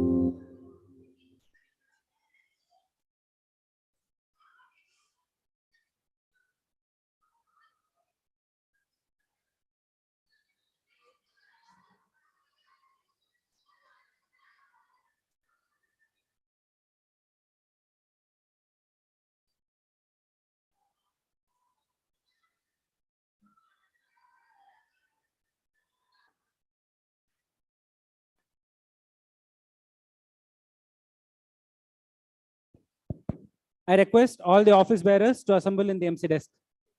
I request all the office bearers to assemble in the MC desk.